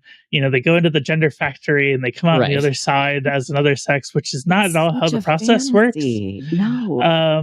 Gender affirming care to me is like, okay, you're affirming what the child is telling you. Yeah. That includes the fact that if the child gets somewhere down the line and they say, oh, maybe this trans identity isn't quite what I thought it was going to be for me and I don't want to do it anymore, you're also affirming that choice. Exactly. That's gender affirming care, right? That is gender affirming care. You're not going in and saying, well, no, you're this because that's what the protocol says. Exactly.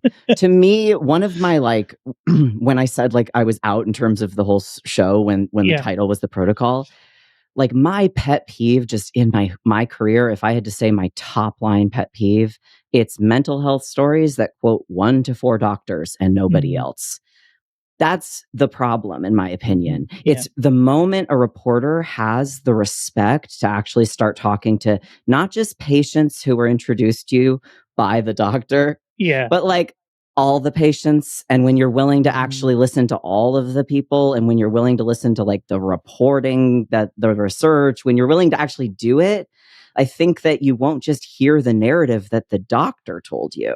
Yeah. Like, that's just the doctor's story. And there's always an official medical story. Like my first book, which Christine knows, I'm doing the activity of taking my late uncle who was diagnosed with schizophrenia, and I'm saying his story, and then I'm braiding around it what everybody else said. Yeah. And there's his family, and there's his doctors, and there's his people that he knew. And I think it's an effort to try to say to us, like, there's always going to be bias on this. My former colleague, Azine, her error, and if she listens to this, who knows? But like, I want to say it right here. She thinks she's unbiased. She thinks she's unbiased. She's straight. She's nominally cis, whatever her identities are. But she thinks she can look at the picture and go, oh, I see very clearly here. Her error is that she is cis. She is more powerful. She is not trans. She is not listening to us. She is not letting us tell her, hey, here's how you could respectfully cover this. Like, shit. If I had been asked to help 4 years ago or something, I would have showed up and said, hey, folks, let's talk to some more sources here. Let's open our minds. Like, let's think about some of these word choices that are like really offensive. Like, let's think about some of the editorial decisions in terms of like who gets to speak for themselves, who doesn't. There's how many million American trans people that she could have spoken to, and she flew to Europe, like you're saying. Yeah. Like, there's this level of disrespect. And I think for me, the paternalism of not just our psychiatric system, but their choice to always focus on children, like as if we're children, as if trans adults don't exist, as if you couldn't have spoken to us. And for me, the error of like, again, you're telling the story that's all about the kind of clueless cis doctors who walked into the frame, or the therapists who kind of helped and then said, oh, I've never heard of this before. You could have started your history with like, trans people, we have been doing lots. Like, we have a whole history. Like I was not out as a trans kid, but I was a trans kid. Right. Same. And that's the part that people don't seem to understand, right? Same. Like, Yes. and people talk to me all the time, and they're like, well, how can you tell kids, or how can kids decide if they want to have children of their own in the future? And that is something, like, I'm a parent, like I have 2 kids and I'm a trans person. And I understand that literally the only reason I have those kids, besides the fact that, I was in a loving marriage for a decade, was the fact that I didn't transition as a child. And I have very conflicted feelings about this.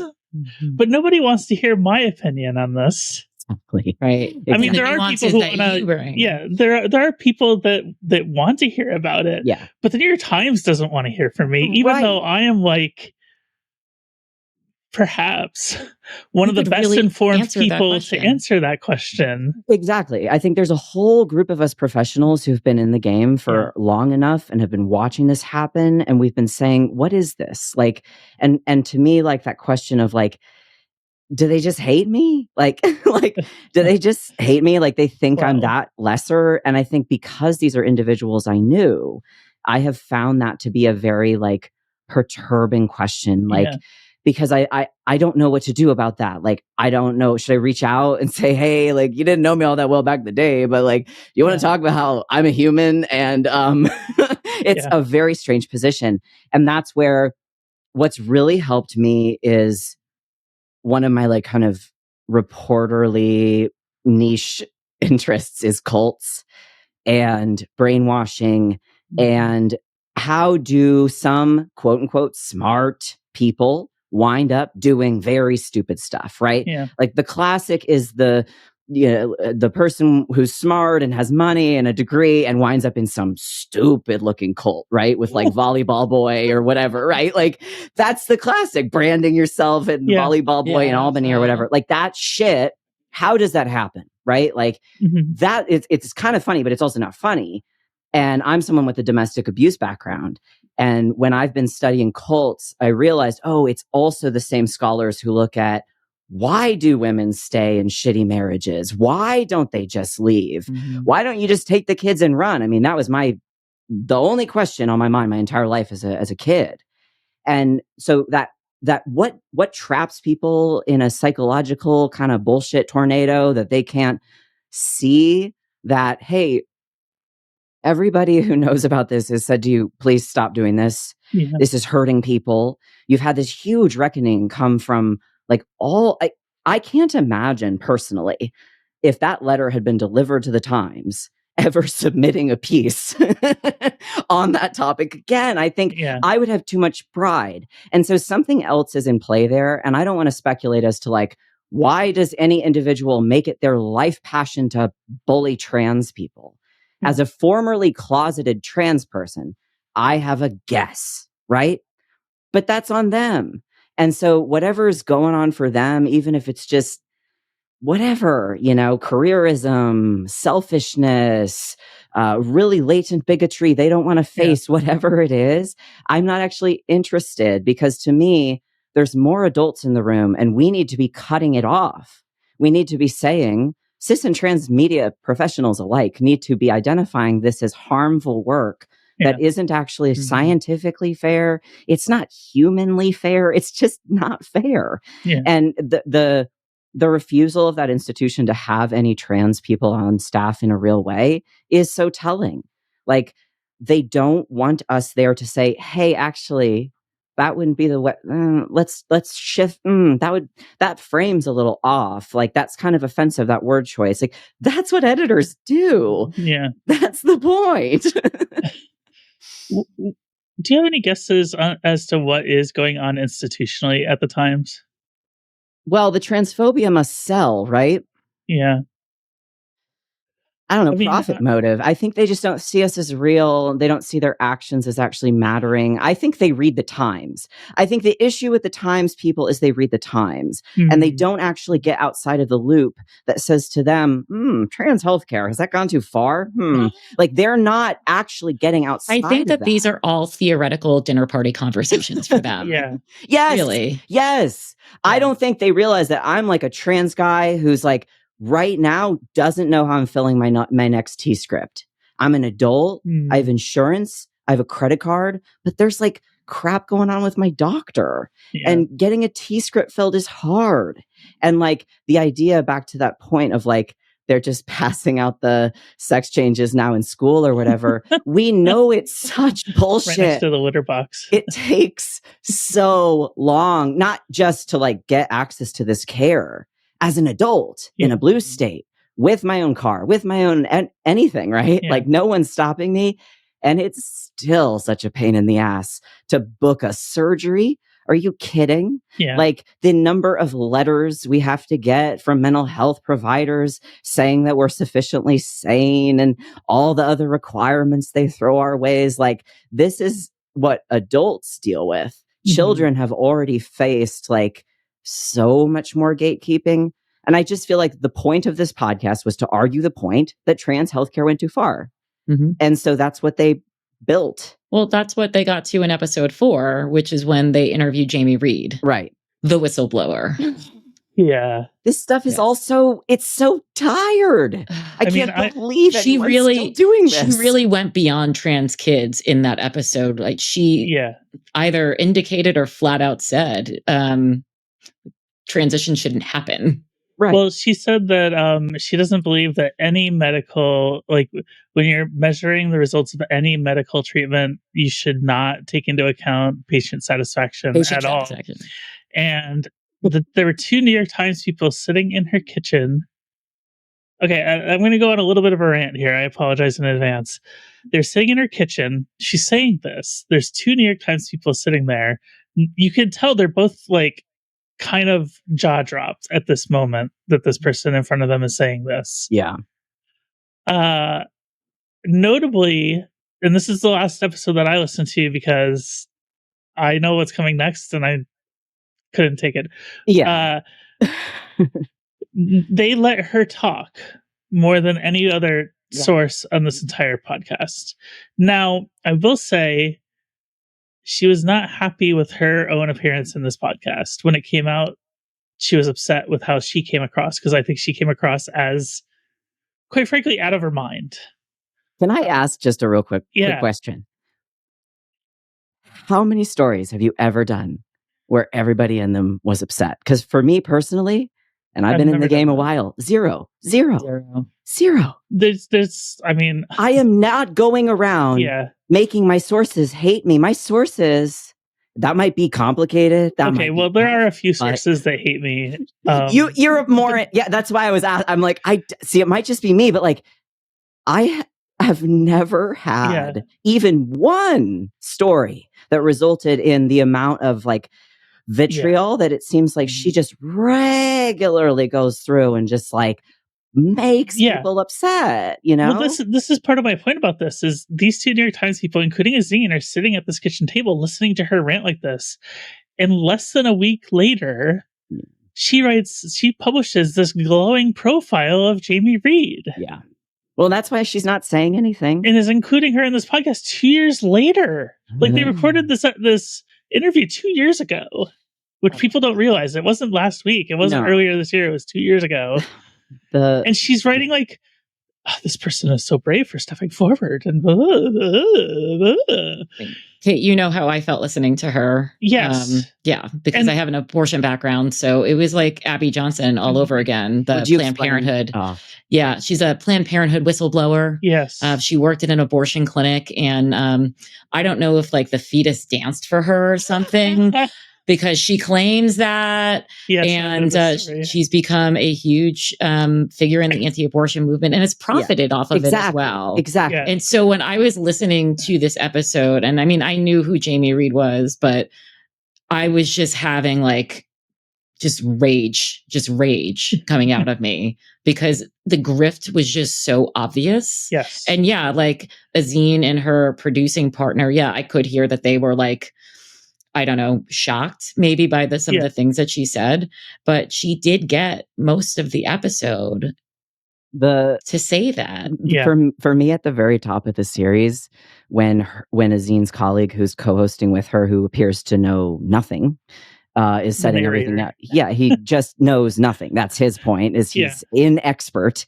He sets her up as my colleague who's been reporting on this for a long time. And I was like, this is really good. It's like big, I graduated from one of Canada's top business schools and got really good grades energy. Like, she's been covering trans people for a really long time. And I'm like, arsonists are fire experts too. Like, what the fuck is this? Like, this is wild. Like, that these are the two, it's like Dumb and Dumber are going to be our two conduits here. And compared to him, she looks quite smart.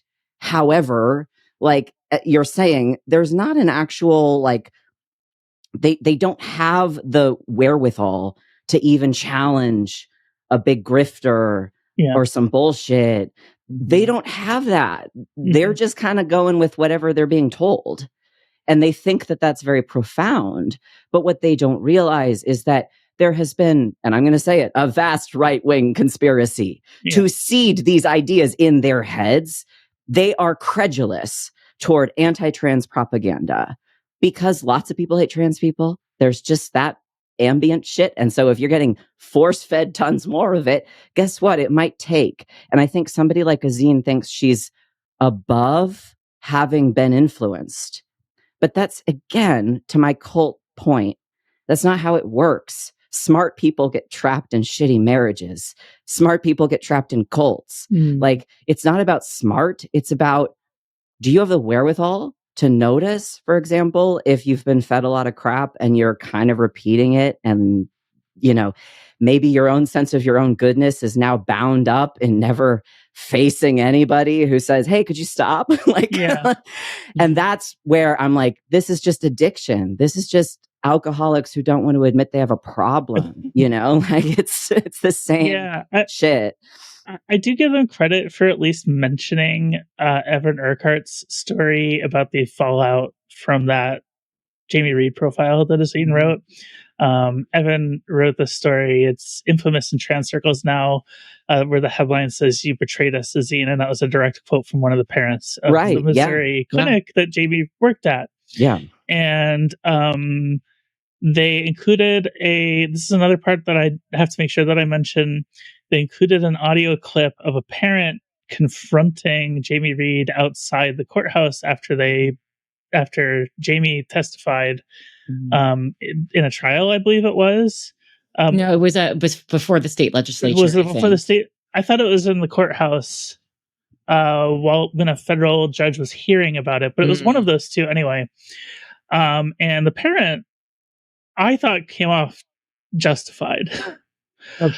But at the same time, we learned later that this parent went to the producers of this podcast and went up the ladder at the New York Times saying, please do not include that that audio clip. And they said, well, we have the right to run anything. And this woman, like, this is her child, like, that is potentially getting exposed in this national platform. They did disclose to her that they were recording, but at the same time, like, if I had a source that came to me visibly upset and said, can we please not include this? I'm not going to include it. Exactly. And that includes the anti-trans side, by the way. If you had a parent who, like, didn't agree with their child's transition and they said, there's this personal thing, I don't want you to include it, I think I would most likely not run it. I agree. I think as a reporter, like, someone yesterday asked me on Blue Sky, like, when does reporting become abuse? Because I was going off on this protocol series. And I thought it was a really good question. And I'm like, well, there's this power question always of, like, the reporter is more powerful. Like, we know that because we do this job. We get to decide who gets quoted and who doesn't. We get to decide who gets spoken to and who doesn't. Like, we get to decide what we actually write, you know, like, the person that we're putting the microphone in their face, they don't have a lot of power, even if they think. Often people are like, oh my God, like, this is big, I'm talking, you know, but that's not real. Like, you're going to maybe quote them, maybe not, you know, like, and so there is inherently more power when you're the journalist. And so with a cis journalist talking about trans children, for me, like, there's even more of a power imbalance there. Like, there's even more of a requirement to be, like, really respectful. Yeah. As you're saying, even if someone, like, if I had a source who said, hey, I don't want you to do this or that, like, am I necessarily going to do what they say? No. But if someone communicates to me that they're already uncomfortable, like, if I then publish whatever it is against their will, even if it's my right to do so or something, like, that's not necessarily going to work out well. Like, I'm probably going to wind up feeling bad, right? Like, so I just think that there's this professional question for me of, like, what's the journalist's job?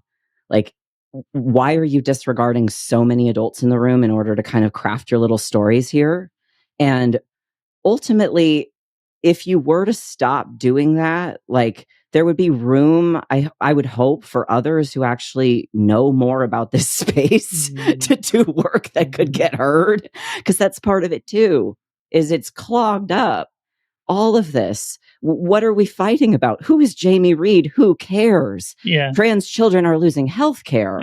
The Supreme Court has come for them. Like, this is all just cis nonsense to me that is such a distraction. Even these stories that are all about, oh, this doctor and then that therapist. I'm like, this is a way of thinking about us through a lens that sees us as somehow the issue.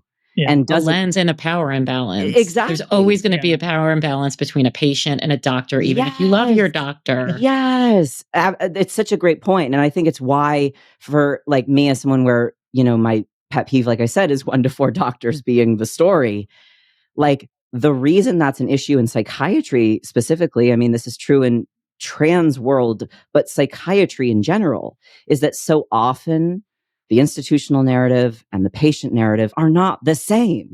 Like, and a good journalist, I do think it's possible to do this. And there are even cis people who do this work well and respectfully. A good journalist would see the whole scene and would talk to all kinds of families and would talk to all kinds of sources and would have some American trans people in there, right? Like, I think there's an amount of, this could be done very well. Like, I could imagine in my heart, like, some alts, if we had just had a different timeline here and the Times were, like, doing great work, we could have some 6-part series on the devastation that families are experiencing right now in the wake of this very predictable Supreme Court ruling, which has nonetheless been very bad. So they could have done that, but they don't. Instead, they ran 16 stories. I counted. They ran 16 stories about the Supreme Court ruling and kind of chiding the left and trans people for like going too far or asking for too much. It was including, by the way, they ran this really awful, inaccurate piece that didn't get, I think, a single fact right about the timeline of events, that basically like blamed trans rights activists for taking this particular case to the Supreme Court. And quite frankly, I had never heard of the writer of this piece, and I forget his name, and I don't want to remember his name, but it was one of the most bigoted pieces of journalism that I've ever seen run in the New York Times. I do think to that bigotry question, if I may, because sometimes one of the things that I feel like people are asking me is like, why do they hate trans people so much or whatever? Yeah. And my answer is like, I don't even think they think that.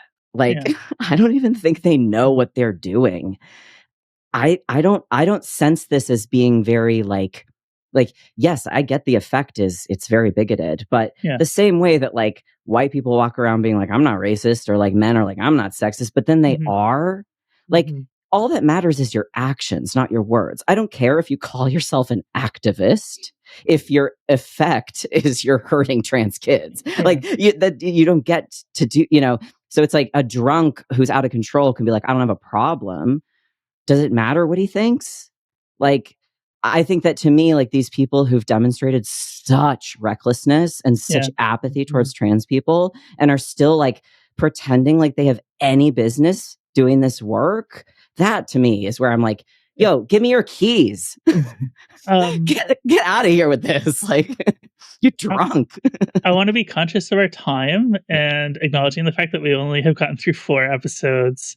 Now, having said that, Christina's the only one that listens. Yeah, I mean, I didn't listen. To. I got you. But I will say I can kind of probably already tell you what episode 5 was. It was all about the cast report in England, which again is not in the US. Mm-hmm.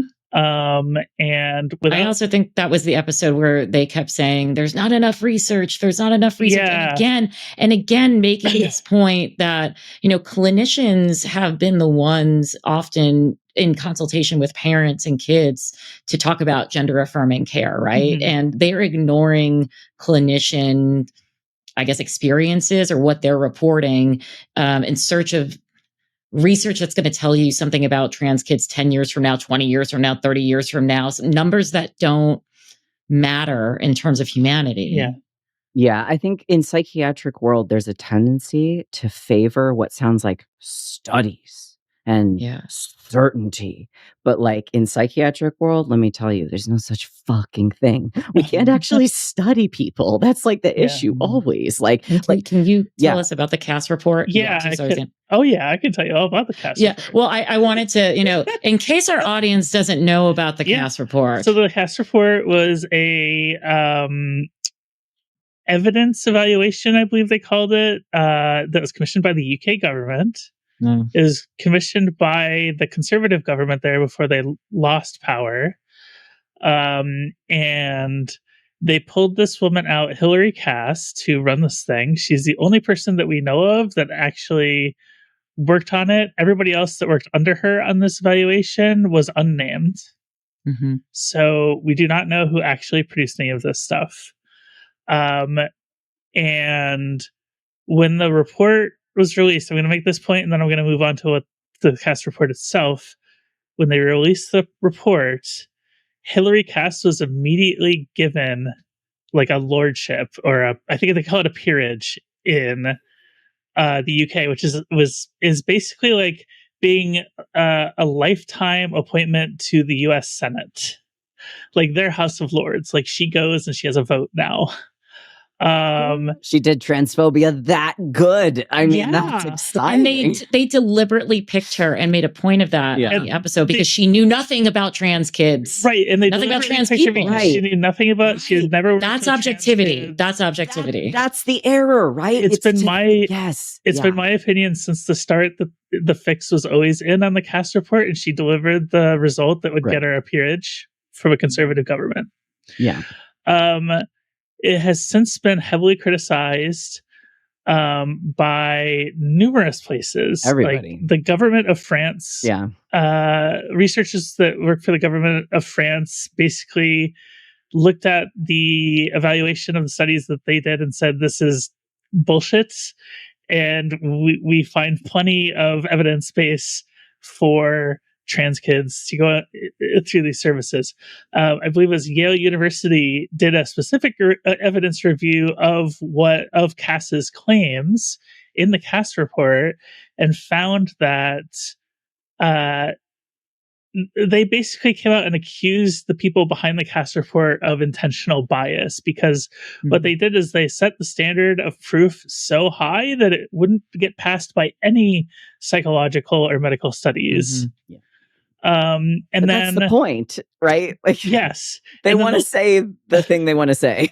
And then the last thing I'll say, and this is probably the one that really gives the game away, is when the state of Utah, Mormon conservative Utah, passed their gender affirming care ban, they also commissioned a legitimate study of the evidence for gender affirming care for youth. Right.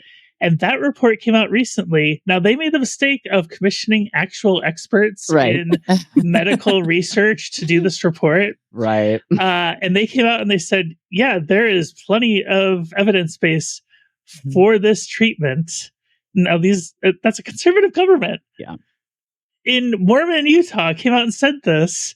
And of course, the state legislature, like the guys in the state legislature are like, no, we're disregarding that. Yeah. So you have all of these. Sorry, I'm almost done ranting. I promise. You have all of these medical experts saying, no, there is evidence. Here it is. Yeah. It's clear as day to us. And then you have the Cass report. You have the New York Times, and you have RFK Jr.'s HHS put out their own anonymous report. They did not say who wrote it, basically repeating all of the claims from the Cass report. It was almost a copy and paste. And so you have all of these legitimate medical doctors on one side, and then you have these two anonymous government studies and the New York Times on the other. Yeah. And honestly, as someone who covers psychiatry, this is normal. I'm serious. Like, I used to be the guy who very earnestly, said, hey, FDA, knock. I have some questions. Hey, excuse me, NIMH. I used to talk to the heads of those agencies.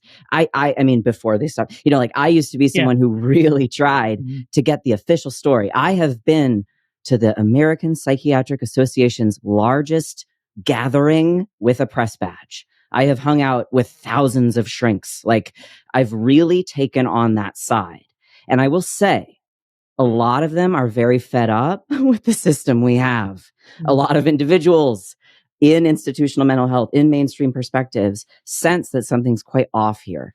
And when I let myself drift into circles that were more queer-centered, trans-centered, mad-centered, whatever, that's where you found people who had found solutions that are already here.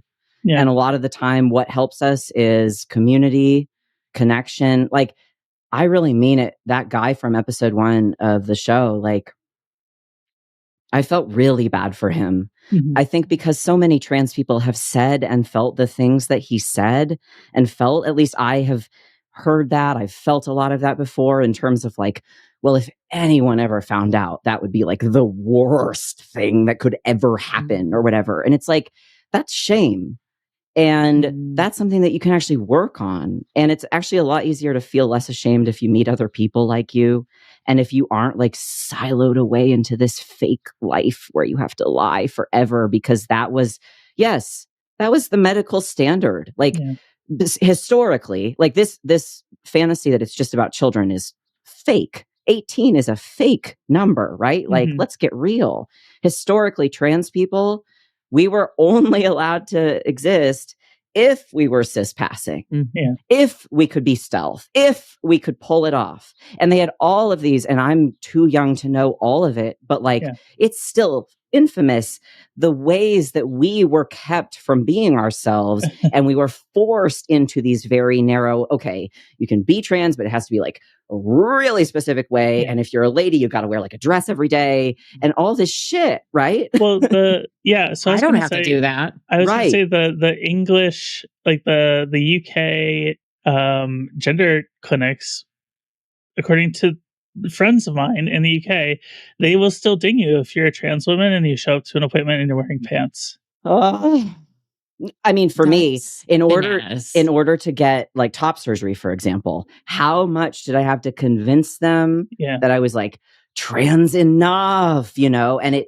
then when I got a hysterectomy, and this is 5 years later, and I've been on T for years, and I look like this and I sound like this, I still had to prove I was trans enough to get a hysterectomy, which in the past, if you'd been on T for 5 years, you were required to get a hysterectomy. I had the natalism is rising again, though. I had a therapist for my coming out because you're required to have one. Yeah. I did need one at one point, and then I think I outgrew the need for one. Lovely lady. We had great chats. She really did help me through some difficult parts of my life, but we were getting towards the part where I wanted to pursue bottom surgery, and I had to get a therapist note. Yeah. And one of the requirements is you had to have 1 year of IRL experience, in real life experience, you know, in the gender that you wanted to transition to.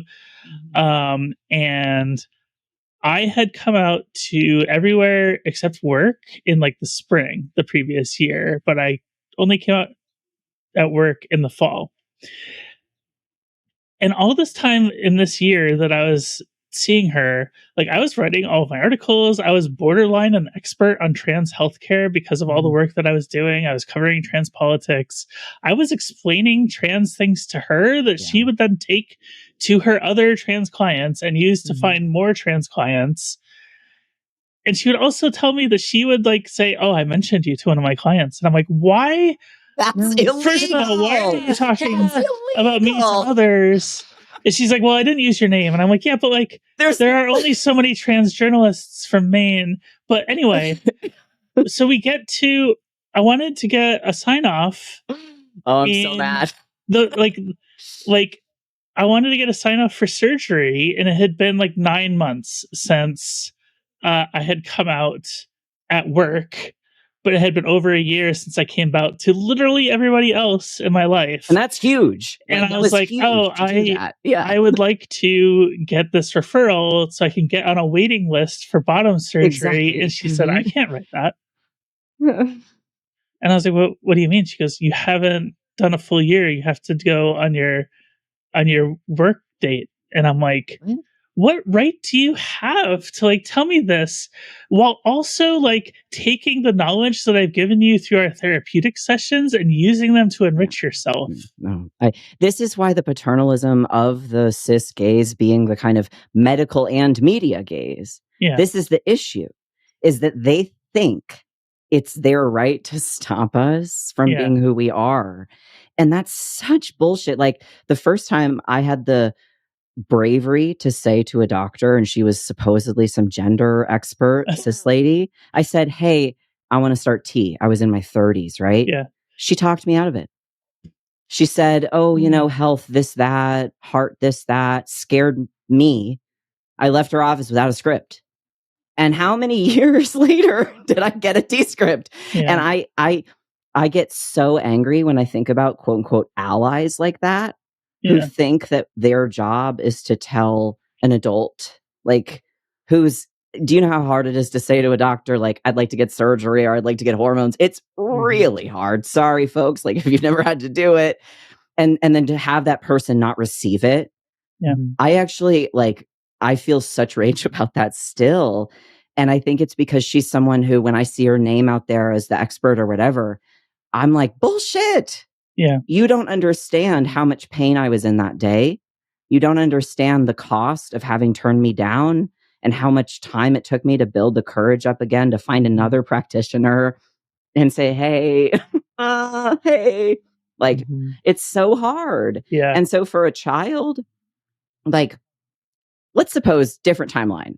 It was the 80s and 90s and trans kids could have existed back then. I would have been the kind of kid who would have opened my mouth right away. I would have said, give me the shit. I would have said, I'm trans. I would have said anything I needed to say in order to get healthcare. I didn't have that. I didn't have that as a possibility. No doctor ever saw me and said, oh, you look like a tomboy. You look like you're having some problems. Like no one ever talked to me, right? Mm-hmm. And so somebody like Azine, whose sort of like moral quest here is to prevent, like, I think the idea is because cis people are better than trans people, if we would accidentally make one trans person, that would be an issue. Like that seems to be their working premise. Because in the original days, there were boys and girls. Okay. Yeah. And then now everything's all messed up. Who the fuck knows? Who the fuck knows, right? And then, so if we would accidentally allow too much trans healthcare to happen, and there might be accidentally one extra trans person, even for like a little bit, that would be such a big problem. Yeah. Compared to how many countless trans people are being tortured right now because they don't have access to healthcare. How many trans children, their families are being absolutely, and I use this word intentionally, tortured right now because they don't have access to healthcare. And like, that doesn't matter at all. The moral calculation is one cis person being injured is a huge issue for us. In theory, can I just say this aloud? Yeah. If they actually had a story, they would have led with it. They don't have a story. If you had some big scandal where like accidentally all these trans kids were made that we didn't, oh God, you'd lead with that. That would be your story. They don't have a story. They have this kind of like moral panicky narrative thing where they're like, well, it went too far. And so let's kind of like fill in the blanks behind that. They did mention that they found one single detransitioner from that Missouri clinic. But what they didn't tell you is that that person doesn't regret at all their initial transition. They felt it was the right move at the time, and they have no ill will towards the clinic. They don't tell you that part in the podcast. Exactly, because the point is to prove that trans people have gone too far. The point is to not show reality. Like, I think all of us trans folks, like I know someone, for example, who detransitioned, to use that word. Yeah. This is someone who I respect a lot. I still respect a lot. This is someone who's older than me. This is someone who's taught me a lot. Like, just because I used to know them by a different name and pronoun, and now I use a different name and pronoun, what the fuck? Yeah. Why would that ever be a problem for me? Like, I'm a trans person. Like, to me, there's such a false binary between trans people and detransitioners. Like, that's actually another false front in this war. The only front is between the fascists and me and my community. Like, that's it. There's just, you're fighting against me or you're fighting with me. Like, if you're silent, you're against me. If you're both sidesing, you're against me. You know? I went on a date one time with somebody who they're like, I transitioned at one time and then I transitioned back, and I was like, oh, you're a detransitioner. And they looked at me and they took a deep breath and they said, so there is a word for someone like me. See what I mean? And I'm like, and that is gender affirming. And the access to community matters so much. Right. Okay, we are like way over time. And Christine, what the hell happened in the 6th episode? Yeah, the 6th episode. The 6th episode, they found the detransitioner. Are you okay? First of all, like having finished. Oh, because I listened to all 6 episodes. It was an honor. Yeah. You know, Christine, but it did suck. Taking one for the team, honestly. No props. I'm just struggling to remember what exactly was in it. But they talked about puberty blockers. They talked about basically like the bans that are happening right now, like where it's called The Now, and it ends with a bunch of people talking, but to my best recollection, they don't really identify who's talking. So it just feels like a cacophony. I don't know. It's a lot of noise. It's really hard to get at what they're trying to say, beyond, I guess, creating confusion. Yeah. Right. I think, you know, as the editor of this podcast, as somebody who's done a podcast for 5 years, one thing, and this is an editorial note for them for the future, if you ever do this again, which, by the way, if you ever make an American podcast about American trans people and you can't find an American trans person to speak with, you leave it on the cutting room floor. I'm sorry. Yeah. But anyway, if you happen to do this again, less narrator voiceovers. I don't trust these people to say that one of the European trans people said something if I don't hear the European trans person say it themselves.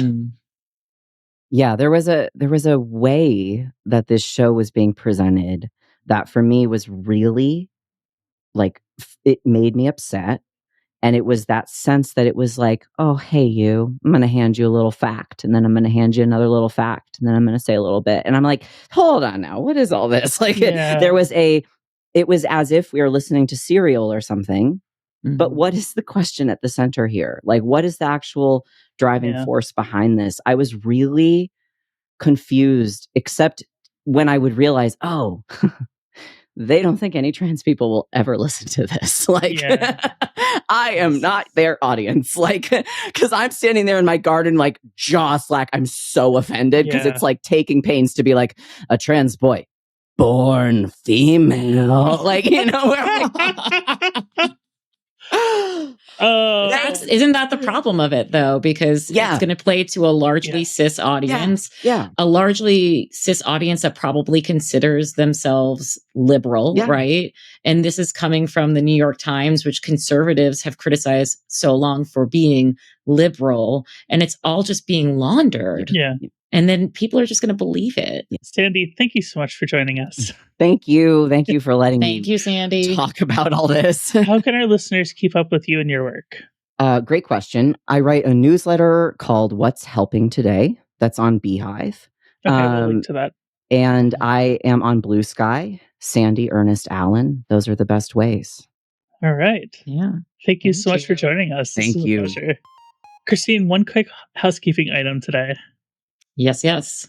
Earlier this week, we recorded an exclusive Patreon live stream for members who support us for $5 or more a month. And we had a really great time, right? We had a bunch of people show up. The chat was lively. It was really fun. We got live out of context cancellations. We did. That was a lot of fun also. Mm-hmm. But it was great to work in the chat within the discussion that we were having about the cancel culture grift economy. Mm-hmm. You can go watch or listen to that episode on our Patreon right now, as long as you sign up for the right level of membership. But also, I'm very pleased to announce that we are finally offering Apple Podcast bonus episodes. It's literally the live stream, but it's a recording of it that we post a couple of days later. Mm-hmm. But anybody who listens to us on Apple Podcasts can now access that by becoming an Apple Podcast member. Joining us today on the podcast is comedian and writer Josh Gondelman, who has a new stand-up special premiering on YouTube on June 27th, right? Yeah, nailed it. Thank you for having me. Yeah. This is perfect. You got all the details that I requested, numbers, words. Yeah, it's our first in-person podcast episode. Oh, it's an honor to be here. Yeah. Thanks for coming on. We're excited to have you. I've been a fan of yours actually for a long time. Thank you so much. That's really kind. Yeah, I appreciate you had some banger tweets in the good old days. That's right. Not so much anymore. Maybe this is wrong to admit, and feel free, Daddy, to cancel me. Is I still do lurk a little bit on Twitter, and I don't post. Haven't in a couple months, but occasionally there are a couple of acquaintances that I don't know how to reach otherwise. So I still will send a stray DM if I need to get in touch with a select few people. I have a confession to make. Please. I also lurk on Twitter still. Mm-hmm. There's a couple of communities that I'm in that didn't migrate to Blue Sky. So UMass basketball. Oh God, it's such a hopeless fandom. And Overwatch. Shout out to Marcus Canvey. Yeah, the whole gaming social media sphere did not make it to Interesting. So if I want to follow my favorite Overwatch streamers or catch up on Valorant news, I still go to Twitter for that. But I don't post. I mean, nobody sees my posts over there anyway when I do post. Yeah. So I just get alerts on my phone, and then when I click on them, it's to various Nazi and administration accounts, which are kind of interchangeable at this point. It's nice that they combine those. That way you don't have to look in two different places if you want Nazi news and administration news. Truly. Well, speaking of Twitter, I've noticed that more and more it's the ads on Twitter seem to be filled with like AI slop. Yeah. And we wanted to talk about this because you wrote something recently and you mentioned AI, and I think Christine committed that passage to memory. I mean, I wanted to congratulate you Thank on you. your big anniversary this past week. Thank you. You and Fiona must be so happy together. Yeah. So I learned 2 weekends ago that Google's AI has, I think, it spits out the false information that I am married to singer-songwriter Fiona Apple. That's incredible. Which is an honor, a strain on my actual marriage. I think that would really make things weird were it to be true. But yeah, that was like it was a really weird thing to see. To not just to find false information about one on the internet, but to like find a false, find a lie or like just a hallucination about you, be able to kind of trace where it comes from, like the root of it and how it was misunderstood computationally, and then still be like, well, fuck me, I guess. That's like, I don't know what to do about that. Right. It scraped your own content, right? Yeah, I think it was either a combination of, so the way I found it was I was trying to remember an old stand-up bit of mine about my wife, Maris, being a big Fiona Apple fan. And I knew that it was online, but it was like buried somewhere in my Instagram and YouTube. So I just Googled Josh Gondelman, Fiona Apple. And then the Google AI summary started with Josh Gondelman and Fiona Apple are married, which isn't even true of her without me. Like, she is not a married person. Right.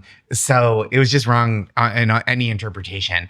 But so that's how I found that out. And what I traced it back to was because of some of the additional like language slop that's in there, it came at least in part from a tweet about how when Fiona Apple's album Fetch the Bolt Cutters came out, it was 2020, deep pandemic, and Maris, whose book comes out July 1st, for anybody listening. We love Maris. She's the best. She's the great. Big Maris fans all around over here. It's called I Want to Burn This Place Down. She put in her headphones and just like took a long walk to listen to the whole album. And I had tweeted that like, I hope she doesn't leave forever to join a coven of other Brooklyn women doing the same thing. And so some of that is in there, because there were like album walk was a phrase that came up in the AI summary. And then I don't know if it also scraped the like captions or the sound from the joke itself. But I know that some of it comes from one of at least the time in text I mentioned marriage and Fiona Apple and myself. Oh my God. It's kind of wild how like it just jumps to conclusions. Yeah. I mean, that's what it does, right? Like in my understanding, I have a limited understanding and unlimited skepticism of like generative AI. And it seems like what it does is like, it's like probabilistic language models, right? So it's like, it sees what's there and is like, I don't know, probably this. Like these are the words that seem like they go together. I wrote a piece about this a while back for Extra Magazine, and I was playing around with ChatGPT one day. I'm highly like anti AI, although we'll talk about this a little bit later. I have found some uses for AI that aren't necessarily generative. Yeah. But I asked ChatGPT, I'm like, write an essay in the style of Caitlin Burns about trans athletes, which is something that I've written about too many times, to be honest with you. And it came back, it like invented quotes for me. Wow. It didn't write an essay in my style. It quoted me instead. Fascinating. And it was like, Caitlin Burns wrote an essay and then it cited me as a source. And it said Caitlin Burns, who's a journalist and a trans person, believes that trans people should be able to participate in sports with like no hormones, which I've never once said. Wow. It just invented this whole position. Shit. And I was like, this is really concerning to me. Yeah. That's really, it's like really unsettling to see that like kind of misinformation about you personally. I feel like when I read misinformation about other people, I get like demoralized, but at least I'm like, oh, well, I could see making a mistake about another person. Right. Me, I know most of the facts about me.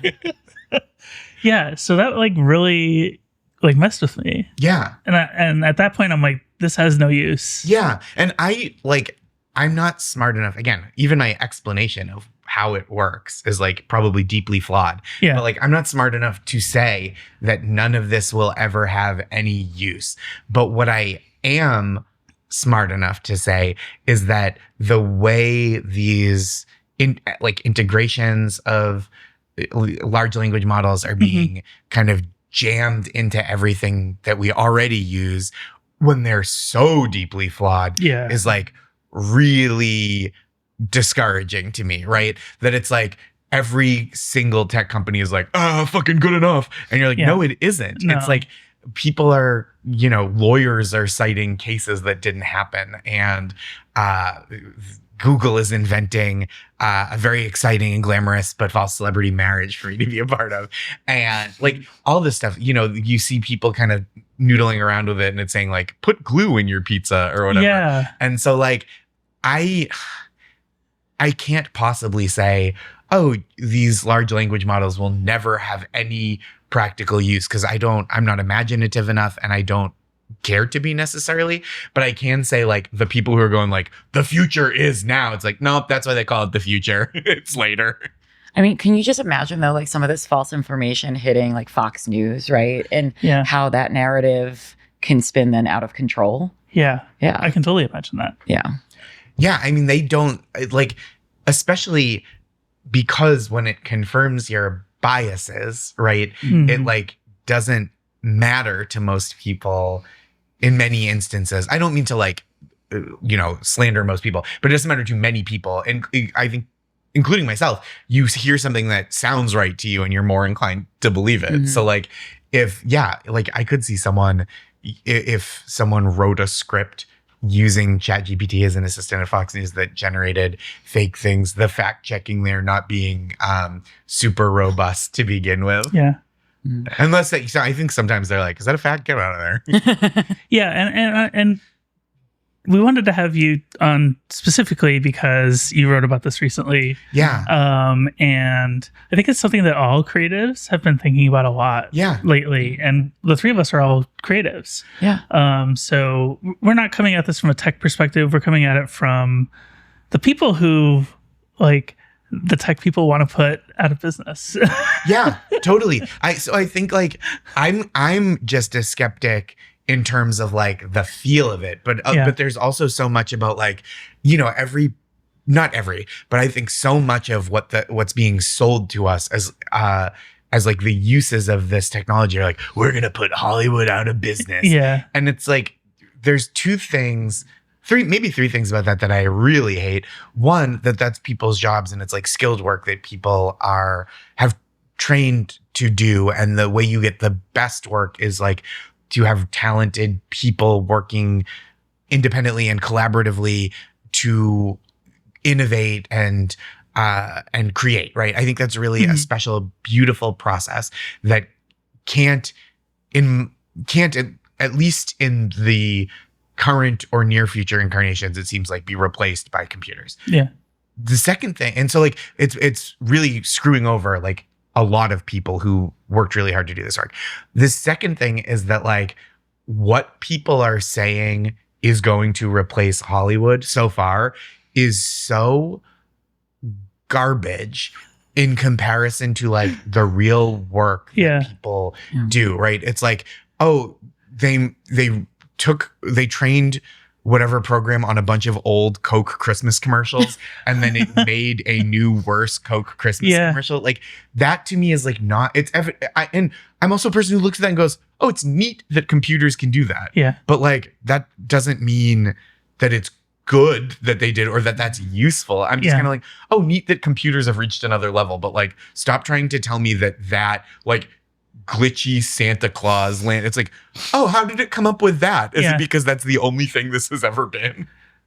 I was watching a YouTube video the other day. So I mentioned earlier, we just recently launched the podcast on YouTube. Yeah. We've been making this podcast for several years now. And I've been watching YouTube videos to learn how to do YouTube better. And I was watching this one and it was like, this is the title of the video was, "This is the future of YouTube." And it was all about AI. And they're like, we're going to show you this sequence that was made completely with AI.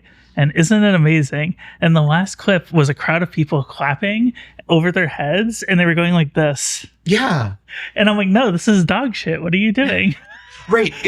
I think there's just this attitude of being impressed that something can be at all, rather than there being any imperative for it to be good. If it's like immediate and shows no cost to the creator, other than, of course, the invisible cost of like that they may be paid for ChatGPT or whatever service, right? The cost that is incurred because a lot of these companies are running at a loss because they don't make enough money for all the computing that they're doing, and the cost of the environment. So it's like, if you can type in like a crowd of people clapping overhead, and then you see like a horrible version of that, you're like, oh, interesting. But it's like, that's not a fucking movie. Right. I think what I guess these companies fundamentally misunderstand is that humans are still consuming this media and it's not meeting human taste. Yeah. It's not meeting our standards. Yeah. I mean, I think also though, this is like maybe too conspiratorial. But I think let's go there. Are they replacing us with robots? They're trying to cancel us. Right? But to me, like releasing this stuff early when it's kind of like a parlor trick is part of what that's doing is lowering people's standards, I think, intentionally. I think they're like, look at this. Isn't this great? And if you're willing to look at something that just like is bad and be like, yeah, that's amazing. Like, like clapping for a kid who did a magic trick when you're like, yeah, the quarter, I see the quarter in your hand. You've got tiny hands. It's right between your fingers. And it's like, oh yeah, great. And like, I think the more we're trained to go like, wow, look at that. Like the less quality will demand. Yeah. I think that creative work is just also not seen as skilled labor, right? Like writing is not seen as skilled labor. It's all of these like STEM. Yeah. And that's important. I mean, somebody's got to do the math. But I don't think they see anything other than what makes, like, I don't think they see anything as labor. Or maybe to correct that, I don't think they see value in labor. Oh, yeah. Which is why like the whole premise is built on like training on previously copyrighted stuff without telling anyone that's what they were doing. And then when they got copying, like, well, can't put the toothpaste back in the tube now. Or I guess can't strain the stolen toothpaste out of the tube. Like in lowering the standards, I once had a boss I was telling Kate at breakfast this morning, who was a writing professional, but was not very good at her job. And so she used to say that, like, let's say point A ducktailed with point B, and point B would be a mute point, right? Sure. And ducktail. yes, ducktail, like quack quack. And I just think that the worst writer is still better than what AI is producing. Yeah. And I don't mean to ding somebody. This is somebody who, like, her literal job was supposed to be to know how to do this stuff. But it's just wild to see like the crappiness of it and like what you said with the lowering of the standards. Yeah. And honestly, if someone says ducktailed, that's like you go, oh, dovetail, right? Like you clock it as a mistake that a person made, and that's fine. And we all make mistakes. Yeah. Absolutely. And like, I get being annoyed when it's your job and you're like, oh, I have to fix this for this person who's right. But I think there's a difference between a person making a mistake and like a computer program that you're trusting to be knowledge, rather than like, whenever we're talking to a person, how to calibrate for the expertise, or at least we think we know how to calibrate for the expertise of the people in our lives. And this computer program is being sold as like, this is what it does. And it's like, I don't know if you're only doing it, like what percentage of the time can it mess up and people still go, wow, like this is incredible. I don't know. It reminds me of Knives Out Glass Onion. Yeah. where like the Miles Braun character is like, who's like the rich billionaire. He's like, let's just take a moment to fully and breathe this moment. And oh yeah. There's like several lines throughout. That was a really fun. Yeah. And I'm like, this is like what it's like talking with ChatGPT to me. Yeah. It's like if you're trying to use it like Google, it's like asking your biggest idiot friend to explain quantum physics. Yeah. And it feels like it's wrong enough that like selling someone this technology, again, in this moment, as like, this is an accurate way to do research or to draft a piece of writing, is like saying like, here's a quarter. I don't know, I'm obsessed with quarter state, but like, here's a quarter. 100% of the time it's going to come up heads, and then it's going to come up tails 50% of the time. They go, yeah, but don't think about that. You know what I mean? Yeah. It's like we're being sold a thing that the technology demonstrably can't do. And then when it doesn't do it, the people that are selling it to us are going like, yeah, I mean, that's going to happen. But it's almost like, like Russian nesting dolls of AI, right? Because the other day I was trying to answer this grammar question that was just really bugging me. Yeah. And so I Googled it. And not only did you have the AI summary up top, which completely didn't make sense. Yeah. A lot of the Google hits were clearly written by AI. Yeah. So what am I supposed to trust? Yeah. I mean, the present day is so frustrating because so much is that, right? Like so many people have like opted out of trying to do, or at least a big enough number of people with resources, have opted out of trying to like make something useful or beautiful or informative or interesting, and just gone like, what can I make the most of the cheapest that will like farm engagement and get me the like passive income of engagement? It is what it feels like. Or like, how can I convince people to like outsource cognitive function to this machine that is worse than their own brain because it's a little easier? And it just is like a really depressing moment. Yeah. And I hate to admit, well, okay, back up the truck a second. It's funny to me how many companies are taking whatever tech thing they were working on and now just rebranding it as AI. Yep. And I'll give you an example for work on this podcast. When we do our video call interviews, which is our usual format when we're not in person with lovely people, we record in a program called Riverside. Yeah. And Riverside has an automatic editor, and it'll go through and it'll take the scenes, it'll like concentrate on the person who's speaking, and then if somebody in the group makes a reaction, it automatically will do a wide shot of the three of you, or in our case it's the three of us, and it'll go through, it'll take out your ums and ahs, and that feels very different to me than generative AI, where you're like, write this story or make this video, like that. They're calling it AI, but I don't feel like it's AI. Yeah. I mean, again, I think there are probably use cases where you go, oh, this, and it's also how humans implement it, right? If you're like, oh, whoever edits our video now has a smoother, easier job and their life is less difficult because of it, great. I think that's like great. But if it's like, okay, now this person can edit 6 times as many podcasts and their life is more stressful because they have more things to consider, even if each one is like ostensibly drafted before they get to it. It's like, well, that doesn't feel like much of an improvement to me, So it is like, I think some of it is like the limits of the technology, and so much of it is what the human ambition for using the technology is.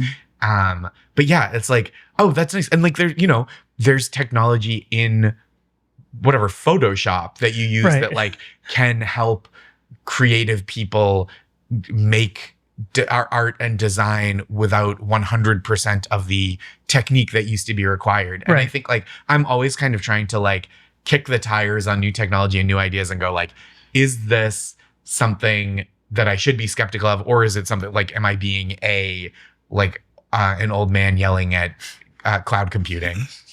Well, I think that you have a unique perspective on this all because you come at it from 2 different kind of pots of creative work, right? Like you've written a book. Yeah. I think that's where we met like once, 10 years ago at Kramer Books. Totally. So you've written a book, and then you also, you're a stand-up comedian. So you're writing, what do you call it? Routines, jokes. I say jokes. Right? I'm just trying to get all those terms right. Yeah. So you kind of AI coming at you from like both sides. Sure. Talk about that and like how that kind of just makes you feel. Yeah. I mean, like there are there's so much about creative work now that feels like where technology has like put more onto people's plates instead of less.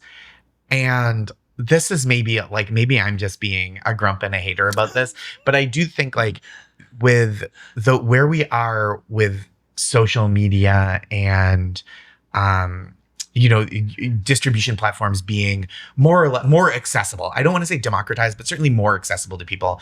And with that being true, I think pretty empirically versus where it was in, even 20 years ago, we'll talk like just pre-YouTube, right? YouTube is like 2006. Is that right? Right around there. Yeah. And so even you go back 20 years, it's like a completely different landscape in terms of entertainment. And you go, oh, this like enables people like what we're doing right now, right? To get their work out into the world with much less friction than there used to be, much less demand on the viewer and the listener to find something, much easier, frictionless, like uploading of stuff into the world and formatting. It's like just so easy and people are used to it. That said, I think there is now like the structures that used to exist for entertainment to like promote and produce are now being fully replaced by like get rich and famous on your own, bankroll stuff on your own, produce stuff on your own, and then we'll take a look at it. And it like feels, maybe not fully as like too strong a word, but it feels like there's so much of that too. So it's like instead of just going like, I'm going to write a really great script and try to get funding for it for someone to make it, it's now like, oh, I'm going to write this thing and then I'm going, because we all have reasonably powered cameras, it's now like incumbent on us to like shoot some of it as a short and then take on the expense of like shopping it to festivals and stuff. And it's like writing used to be its own discrete job. And if you did more than that, you did more than one job. And I think like people kind of look down their nose at the idea or the term of like influencer or like creator, which I don't love those terms because I think it flattens so much work into one word that is like not a standardized job with like standardized pay, right? You could be, if you're an independent creator, you could be a cinematographer, an editor, a lighting designer, a performer, a writer, and it's like, oh, that's all one thing now. And so enough about me. yeah. No, totally. But those are all skills, right? And those are all flattened into one title. And so nothing against the people that do it. Yeah. That's certainly like not my where my criticism is, but it's like the idea of going like, this person is a creator. It's like, okay, sure. I guess those tools are easier to access and less expensive to access. But it is also saying like, okay, now the whole thing is one person's job. I know this is a little off topic as an answer. No, it's okay. Kind of a virulent hater. Are you a Luddite? I've been like learning a little bit more about that. And I think like maybe yes. Yeah. Right. Because like Ludditism, is that how one would say that? But it was like a response to having technology pushed on workers, right? Yes. That is like, that makes the conditions of labor worse. Yeah. And so I think like I am against that as like a worker. I don't think that's uncommon these days. Sure. Like, I think there's a lot of people who are like, I just don't want anything to do with this. Like when we co-founded the Flytrap, we had a long conversation about AI and our conclusion was we will never use AI to generate anything that goes on our website. Yeah. And now I'm like, because this podcast is like kind of loosely affiliated with the Flytrap. It's complicated. It's a Flytrap production. We're a Flytrap production. I'm like, oh, does this run afoul of our AI rules if I'm using, Riverside to cut out our uhs and ums? Sure. Yeah. I mean, like, and I don't, it doesn't feel against the spirit of the rule. And it's all really interesting to me. And like, because maybe there is like down the line really useful medical application, or like I know people who have said, I know people have said to me when I'm being like a crank, that like, no, this is really useful. Like when you're an expert at coding and you want to like replicate kind of picky but like code that you have to replicate a lot, you can use a generative AI program to generate something. You can then test it because you know what you're doing, and then you can adjust it from there. And that saves people a lot of time. And I go, I don't know enough to argue with that. It sounds good on its face, but like to me, that's not. And you go, okay, if that's going to work, and if that's going to like really make people's lives easier and better and make the work better, great. But that to me is not like the same as a lawyer using a large language model to spit out a legal brief that is full of made up cases. Like, to me, that is like and I don't know if that's just, using a hammer to do the work of a screwdriver, or if there's like a different ethical thing there, or even if it's just the biggest problem was this person spit out the thing and did not check their work clearly. Like the AI, largely AI generated, like hot reads of the summer that was published in the Chicago Sun-Times and Inquirer, yeah.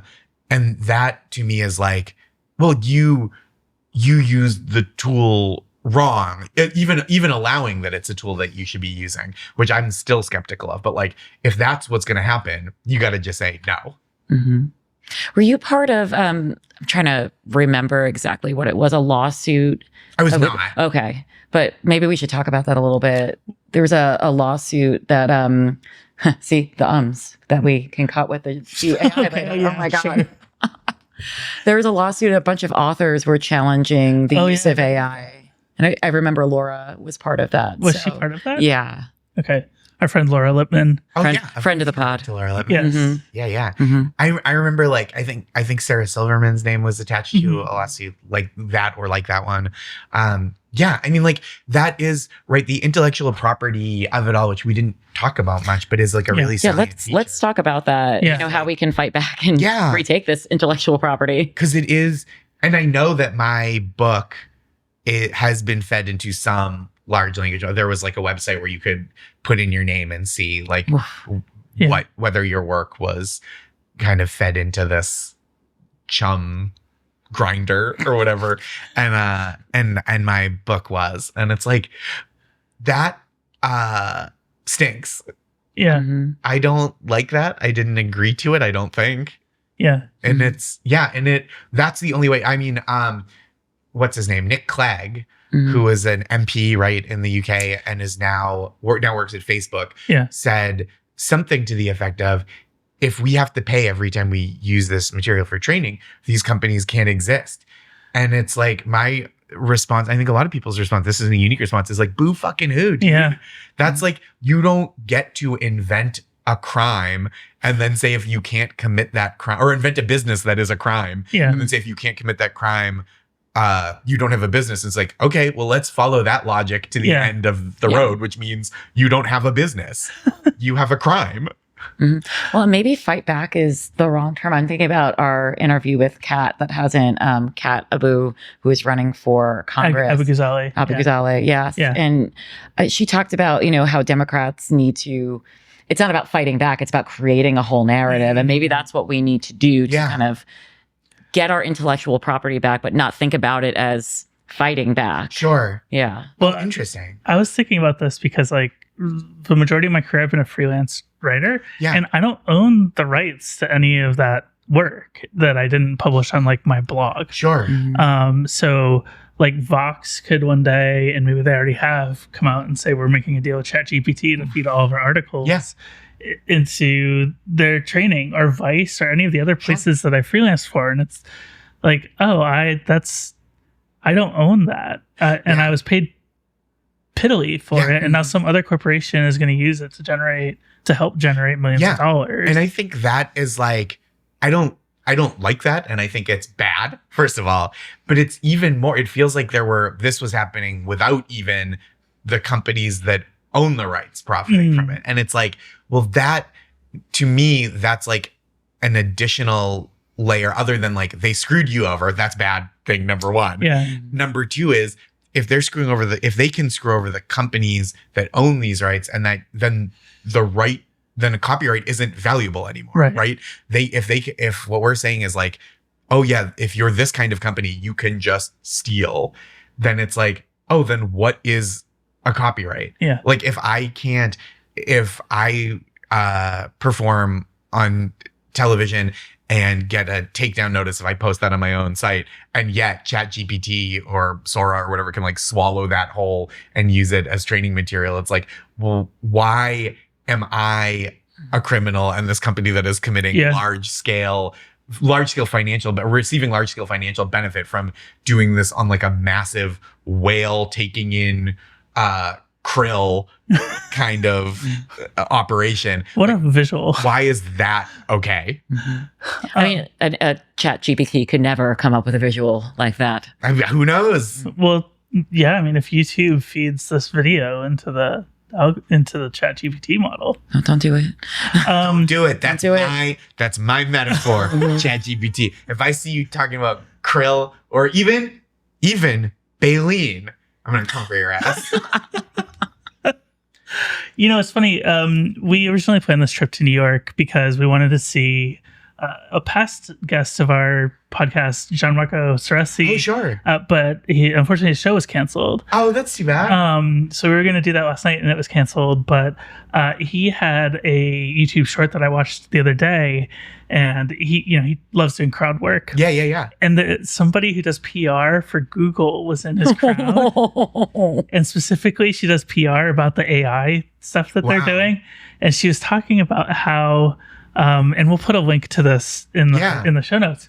But she was talking about how they had a major PR incident with Nazi SpongeBob. Like, there's a journalist that went in and managed to create an image of Nazi SpongeBob. Yeah. In my day, if you wanted Nazi SpongeBob, you had to draw it by hand. That's right. No, but that's the same with like non-consensual, like explicit sexual material is being generated of like celebrities and non-celebrities, and all this stuff is like, it just feels. And again, maybe this is just me not knowing how anything works, which is a salient feature of my brain. But that doesn't feel like putting out a new video game that has some bugs in it that need to be patched, or a new version of Microsoft Office where like some functions in Excel you need a software update to fix it, right? Like, this feels like the whole thing is so fundamentally flawed, and it's being unleashed as like, it's like having a car with a door missing, and they're just like, yeah, that's what it is. That's what a car is now. It's fewer doors. Jesus. And we're supposed to just accept it. Yeah, it's like all of these rich, powerful billionaire men who all have like freaky head sizes and shapes. It's really weird. Like Mark Andreessen. He's got one of the silliest heads I've ever seen. Yeah, like as a bald guy, you just pray when you see that hairline ascending that you don't end up with a Mark Andreessen shaped noggin. And I don't mean that in a phrenology way. I just mean from a purely aesthetic sensibility. That's not like, if you told even children, if you were like got 100 children, like draw a human head, none of them would draw that shape. It would be replicated 0 times. ChatGPT wouldn't draw a head that looks like that unless it's been trained on that specific head. Mm-hmm. Yeah, and it feels like with the Sam Altmans of the world, like he feels very much like an old school like snake oil salesman to me, because he kind of lurches. He tells a great story, but he lurches back and forth to whatever story he needs to tell to make whatever he's selling seem more like palatable. Yeah. And now they're like, ChatGPT is doing these, like, have you seen this necklace thing that they're doing? Oh, that was an AI generated visual. That's God. not. They didn't even develop the product? They didn't put that out. Someone else was like, it could look like this. Yeah, that's what I've heard. Because he bought this other, OpenAI bought this other company that, I read this from, I think in Ed Zitron's newsletter. Yeah. That like they bought another company, and they said like, it's going to be a device like small enough you can fit in your pocket. It's going to be like a third thing. You have your desktop, it's got cameras, looks at everything. And then I think someone else was like, here's one of the ways it could look as generated by a generative AI. Talk about using the master's tools. Yeah, it's wild. Like, I don't want it's terrifying to think about. First of all, somebody walking around with a necklace with like potentially AI powered facial recognition software. Because like, what if it's one of the YouTube commenters leaving hate comments and that says, "Oh, this is totally," Yeah, it feels really dangerous. And I mean, like, honestly, what if it's cops? That stinks too. Oh my God. That's who's gonna have it first, right? Well, cops already have a version of that with license plate readers, and it's really scary. Yeah, it's like really potentially very oppressive. I just hate. I mean, like, I have a neighbor. I don't hate the neighbor, but they have one of those Ring camera doorbells, and they turned off the speaker because it's up on a stoop, right? Their front door is up on a stoop about 6-8 steps. But even on the sidewalk level, when you walked by, it would go, "Hi, you're being recorded." And it's like, I don't like the being recorded, told I'm being told I'm being recorded, or the like friendliness of hi. Like, fuck off with hi. Yeah. and it's I had posted about this somewhere, and then I got a few people that were delivery drivers going like, "Oh yeah, I mean, you think it's bad just walking in front? Like, I get it all day long, right? When I'm delivering packages." I'm like, "Oh, that stinks, right? Because like you're being surveilled, even though you're doing the opposite of what the surveillance is for." Yeah. And I know it's like, I mean, it's like people will go like, "Oh, if you're not doing anything wrong," it's like, well, if I'm not doing anything wrong, stop fucking videotaping me. Mm-hmm. It's like really like I don't think I'm phobic of new technology. It's just that the use cases of so much of this are like surveillance and labor exploitation and environmental catastrophe. And so like I had a conversation at dinner a couple months ago because I just been to San Francisco and they have all those Waymo self-driving cars. And I was like, I don't like or trust them, but I will admit, a friend of mine that I was having dinner with was like, there will be a point, conceivably, because human error is so dangerous with driving cars, that there will be a point, conceivably, that self-driving cars have less error. And so it's like safer than getting in a car someone else is driving or driving a car yourself. Mm-hmm. And I go, okay, I'm open to that. Like, I'm open to this technology being better than human error, but I don't think with some of these other things, there is a use case that's not just exploitation. Mm-hmm. Okay, see, I take an opposite view on the self-driving cars. Yeah.